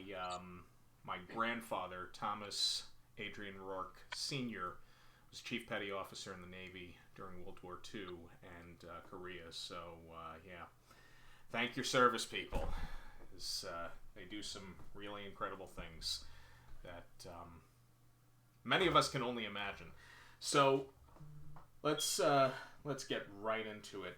When did you discover that you had a creative spark? Feel free to give a little of your life story and note your influences. And, yeah. Well, I think probably when I was like younger, because my mom used to get these books. There was this how-to draw books. I can't think of the name of it, but it would come to me in a second where you would start with the circles and you connect it together and you make the bird. Yes. All that stuff. I can't think of it. They were good books. Mm-hmm. And she would get me comics too sometimes, stuff like $6 Million Man. Mm. Yeah, actually X-Men. She bought me X-Men. Oh, yeah. There was a comic book called, it was from DC, but it was like a karate dude was in it. I can't think of his name. Okay. But he had blonde hair. She got me that book. I can't remember that book to save my life. But she would give me comics. And Sure. But one time she brought me home this comic book. It was like Justice League. And I don't think they ever sell these anymore. This thing it had to be 100 pages. Oh, jeez. But it was really nice, though. It was really nice. And plus, she worked at Doubleday Book Store. Well, yeah. factory in Virginia. And she would bring these books home every, not comics, but she would bring books home like every Thursday. Because they have a book sale. Then there was books like Lord of Light, Footfall, and stuff like that. And that Footfall is like this interesting story where this elephants alien-like elephants attack the Earth, Mm-hmm. and it takes place like over maybe 15 to 20 years. It's crazy. It's like a crazy war they had. I don't want to spoil it, but it is good. So it's kind of like a fantasy novel that would have been written by Edna Ferber, more or less. So it takes place over a long period of time, but you know, it's like you see the evolution of the characters in age, in the environment age, and the times change. You know, I mean, it's always interesting to see a story like that unfold, particularly in the way you described it. Elephants always make for interesting. Yeah, it's all over a simple mishap. So don't send satellites into space. No probes. Don't send any probes out. They'll take it as hostile. But yeah, you know, I grew up pretty much in Virginia, you know, reading comics and stuff. But there was a time where I didn't read for a while. But then when I got to like 10th grade, my friend had these comic books. He was reading Spider-Man. I was like, "Can I read one?" He was like, "No." He would never let me read them for a while. And then he finally, I broke them down in study hall. He let me read them. Then I created a couple in school. I wasn't that great of an artist, but I made it one comic book.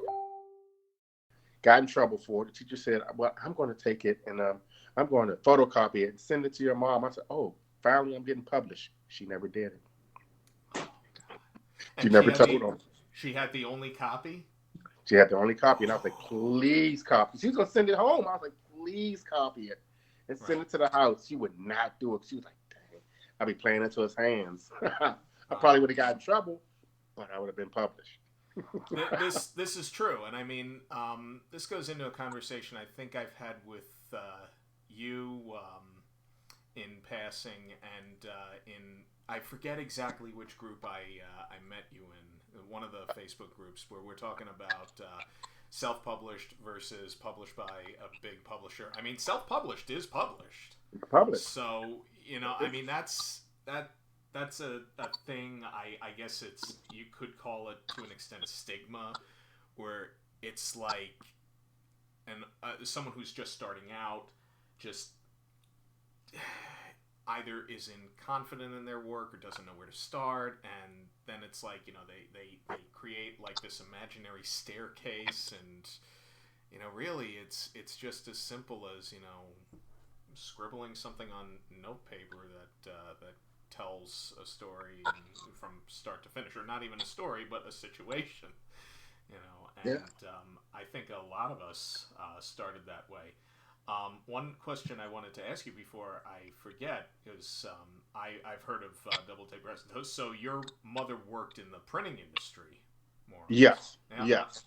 I always appreciate that because I work in the printing industry myself, and you know, it's one of those weird things that, you know, seeing the actual production of the finished product on top of creating the stuff that's going to fill it. I mean, I feel like I personally have been spoiled by that, by not only writing and drawing my own comics, but printing them. And your mother was like right there printing all this. Oh, yeah. I can't even begin to imagine the titles that she must have seen. Now, did she work in like the packing department? Did she work in the binding department? Or I'm not exactly sure. All I just know is good books came home on Thursday. That's all I can tell you. Right. My cousin came over to visit one day, and he's like, "It's a library in here." And I was like, "Oh, yes, it is." And she one book I read that was really good. I don't know why it's never been a movie yet. Stephen King had this book called Damnation Game. Okay. And she had that one. And I was like, that book was nuts. Mm-hmm. I mean, it was nuts from the cover to the back cover. I mean, it was good. Then he had then there was another one called the Bachman books. I know you heard of that. Bachman. With the Running Man. It was a bunch of stories by Stephen King under his Bachman name. Interesting. I haven't read much Stephen King, but I mean, you know, I know the nature of his books. I mean, yeah, I've seen the movies It and The Stand and Shawshank Redemption, and of course The Mist, which I thought was probably the most upsetting of all his stories. But you know what? I actually like. I like his I like the Running Man, because Running Man was in that book. Sure. It was Running Man, and then The Long Walk was long. The Long Walk was. If you ever get a chance to read it, read The Long Walk. Sure. You'll be like, ooh, because Stephen King has little. How can I describe it? He gets a little weird when it comes to Black people. Mm-hmm. Sometimes, especially in The Long Walk, because basically it's a long walk. They put these young kids out. I don't want to give anything away, but it's nutty. And that's why I got a lot of some of the influences I had, books. Mm-hmm. I've sat down and I've read a book 300-pager in a day. Mm-hmm. Because Mom just bought all those books home. But my imagination, trust me, Rich, was wild. Hey, I mean, the ideas that would come to someone. I mean, I am a terrible reader. My ADD is to blame for that. I mean, it's like I'll try to read one page and then it's like, and then all of a sudden I'm doing the robot. But yeah, I think you might have answered one other question that I had here. Actually, I think you answered two of them. Oh man! So. Moving on, what would you say drives you now?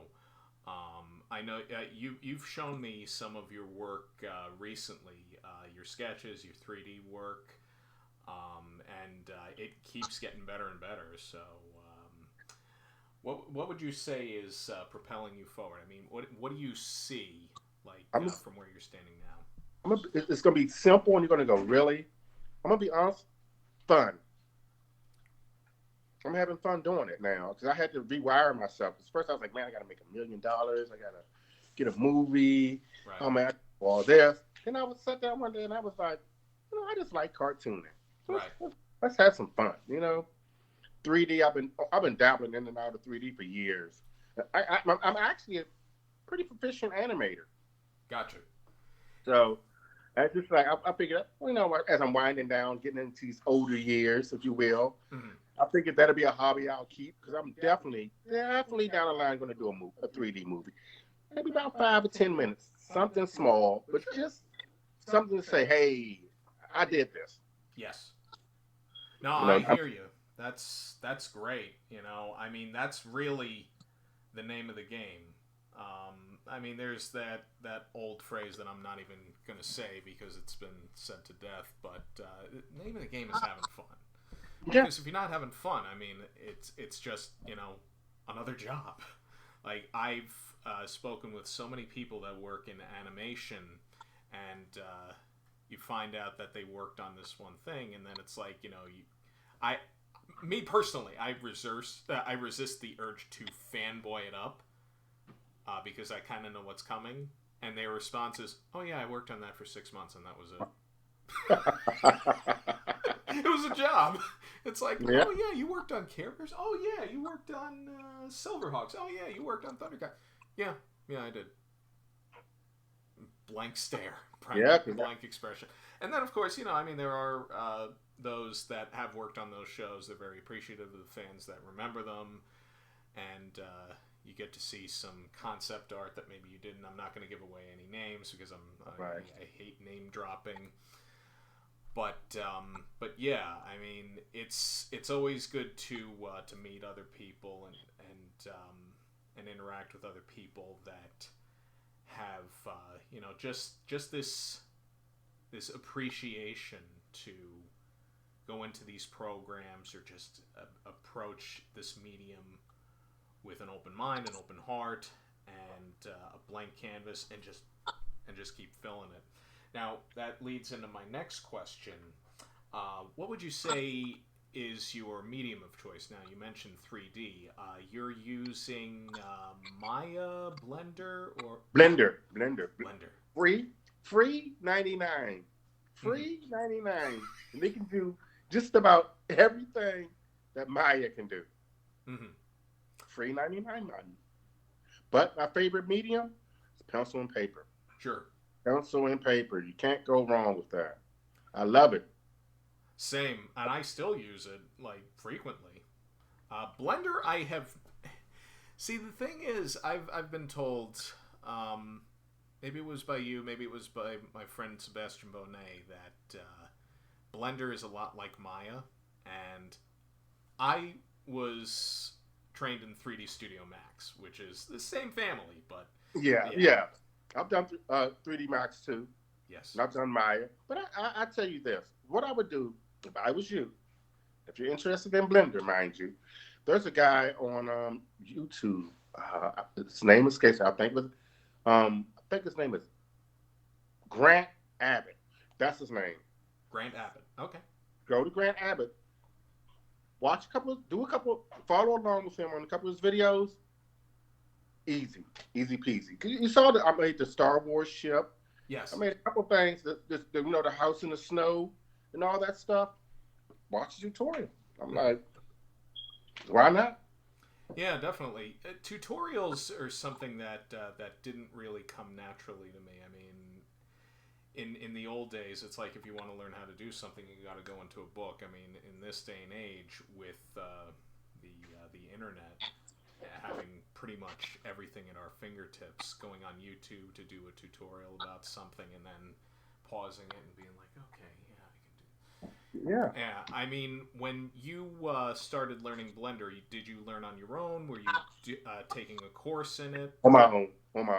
Because Totally. Blender was the wild, wild west, man. Mm-hmm. It was on my own. But see, I went to 3D TI. It was like a 3D school for Maya. Sure. I did that stuff, so I had an inkling of what I wanted to do, and it just that, man, my back still hurts from that. When you learning it, I was just like in front of the computer, just learning that stuff. Yeah. But it's great though. I got the foundation. Yes.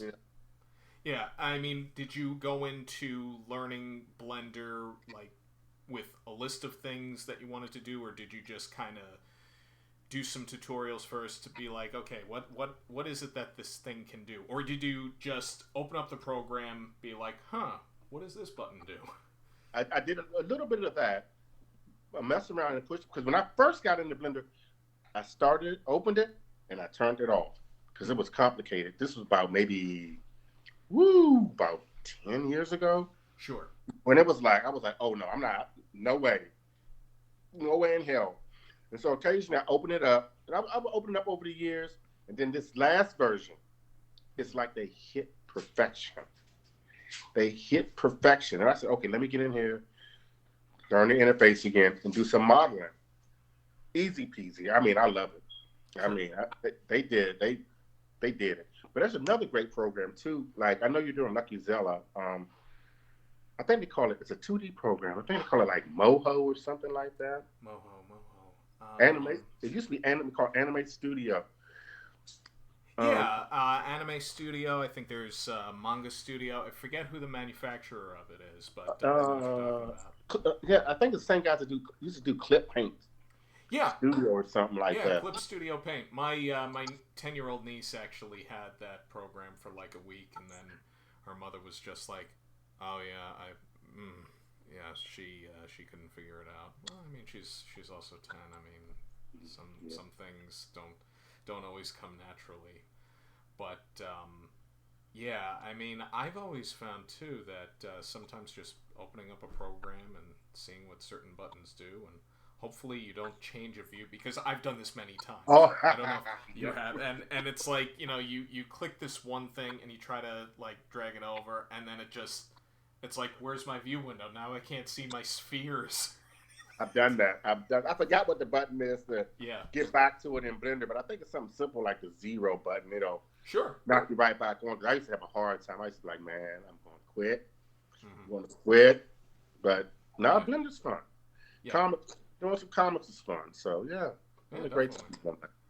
Yeah, and I mean, with 3D, I mean, making 3D sets so that this way you don't have to keep drawing backgrounds, it can really save a lot of energy, time, and brain power, because I mean, you could be sitting there drawing this background and then you put the character in there and it's like, oh wait a minute, that doesn't work anymore. Now I gotta redraw the whole damn background. I'm telling you, I'm telling you, it goes hand in hand with comics, because say you have a scene you want to map out. Mm-hmm. You could put a little figure in that scene and put like blocks around it for the city block and something like that. And then you'll know. You can draw that. Mm-hmm. Thumbnails. Yeah. Yeah. Yes. So let's see. I got two more questions. I mean, this is great. Have you ever felt or have been silenced in any way, either in pursuit of your art, in pursuit of anything? And if so, what did you do to break that silence? That is a good question. I'm trying to think. Have I ever been silenced? Not in art, but I've been silenced in IT. Because I'm always encouraged to keep creating. I once had a lady tell me, she was like, "Well, you're never going to get into IT because it's hard to get into IT." It was a recruiter. I was like, "Okay." Mm-hmm. Where am I at now? Exactly. Working in it. So, exactly. But the creative side, I've always been pushed to keep creating, drawing, and doing stuff like that. My wife is the biggest one. She's on my back. You got that drawing table. You're not doing anything.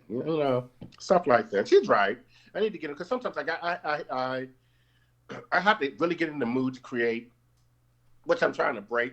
Oh, by the way, because I started a little company with a couple friends of mine, Dave Welcher. We're doing something called we call ourselves American Manga Dragons.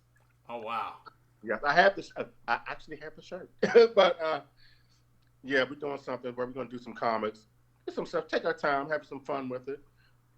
Maybe more. I'm gonna say maybe, but more than likely do some conventions and stuff.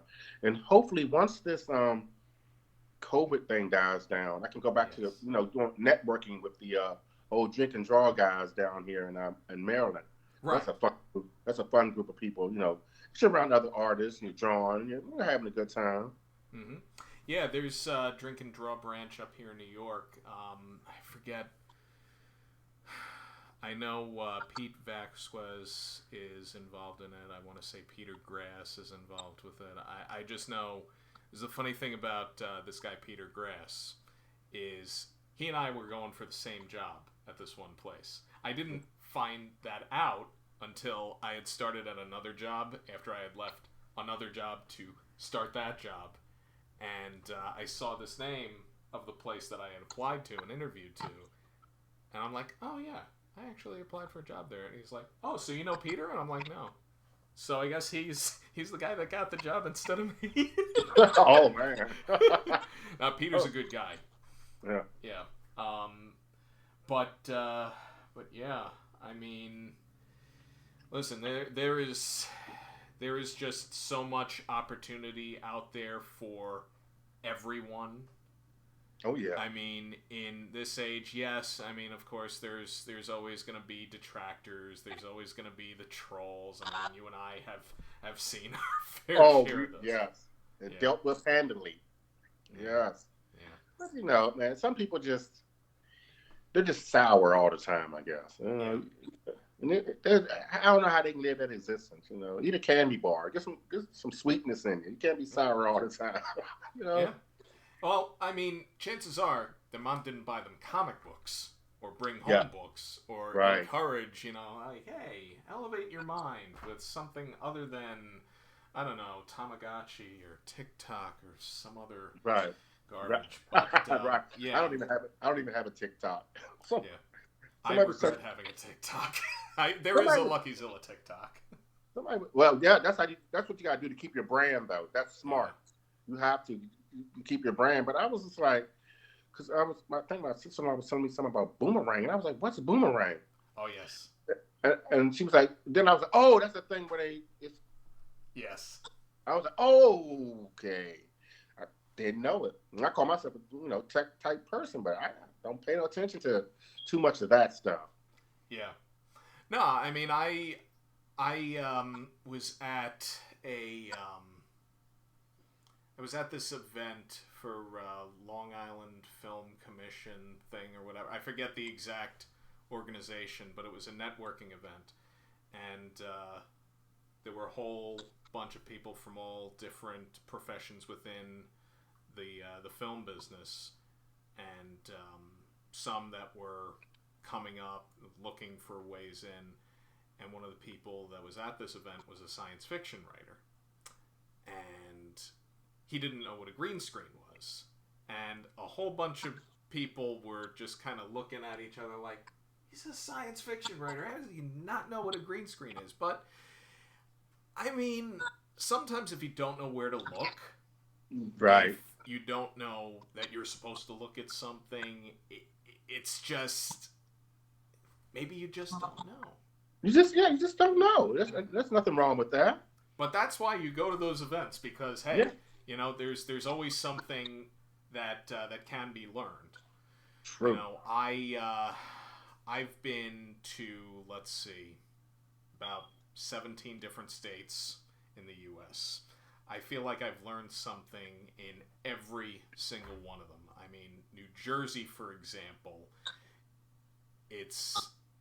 I'm used to pumping my own gas. Where you live, do they? Oh. Yeah.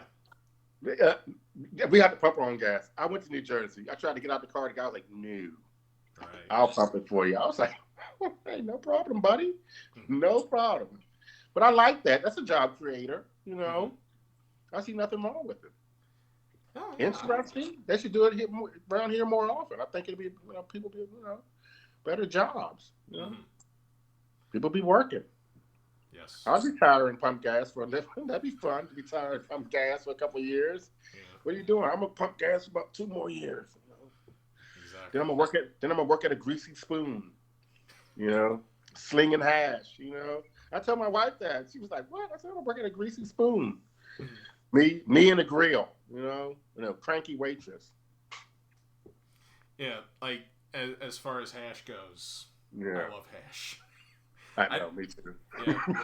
I mean, there's this Looney Tune called The Rookie Review from like the early 40s, and it depicts different branches of the Army, like the infantry, the Suicide Squad. And the Suicide Squad, they're all eating different things for breakfast.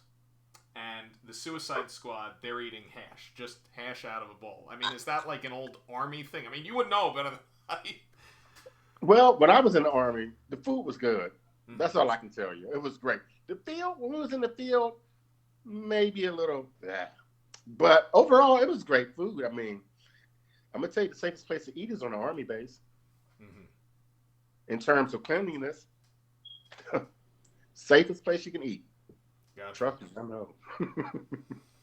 Oh yes, I mean, and that goes into something else with regards to history. Now, I mean, history you read in a book, and sometimes it's biased. Sometimes it's just very generalized, like, oh yeah, this happened, then this happened, then this happened. But then again, there's all the other pieces in between.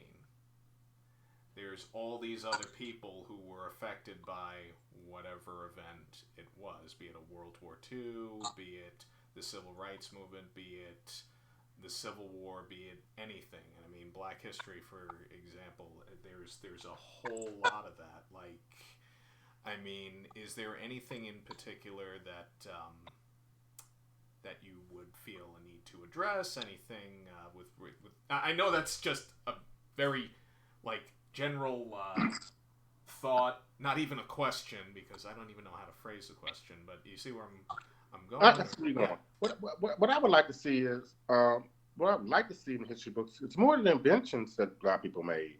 There was a Black, I can't think of his name, that made the potato chip. Sure. Then I believe there was, let me make sure I'm getting his name right, Garrett Morris.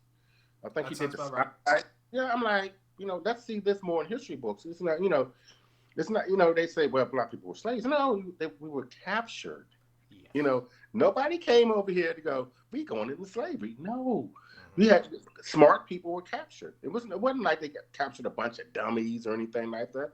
They were intelligent people. Yes. Still, we're intelligent people. And it's just like, I think sometimes it's used to dehumanize, Yes. We were captured, enslaved, not enslaved, I don't want to get too deep in that, but it seems like sometimes they want to, when it comes to inventions, it's like, oh, you guys didn't do anything. You didn't invent anything, But you even had, I think it was a Black guy that invented the cotton gin. stuff like that. And you hear about the guy that worked for Jack Daniels, Nearest, Uncle Nearest, what they called him.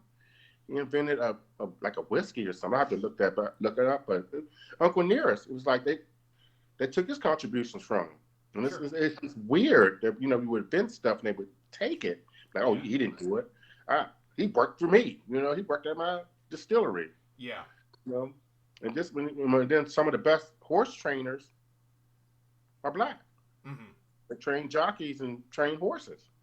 Yeah, I've seen that stereotype in a lot of the old cartoons, specifically the Mickey Mouse cartoon, The Steeplechase from 1933. That's also present, I think, in at least one Laurel and Hardy short. And I want to say this one Frank Capra film. I think it's called Broadway Bill. But yeah, and there was also I was watching Undercover Boss last night, and the Fat Burger episode. I did not know that there was a black woman that founded Fat Burger, because on Fat Burger's website. So Fat Burger, if you're listening, I think, especially because it's Black History Month, but it should be any time of the year. Like, you should acknowledge that the reason your company exists is because of a very savvy-minded, very smart woman. She was a black woman. She had this great concept. She delivered. I miss Fat Burger in New York, but then again, I've never been to a Fat Burger. Where are they located? I'm curious. They started in L.A. There's a ton of them in L.A.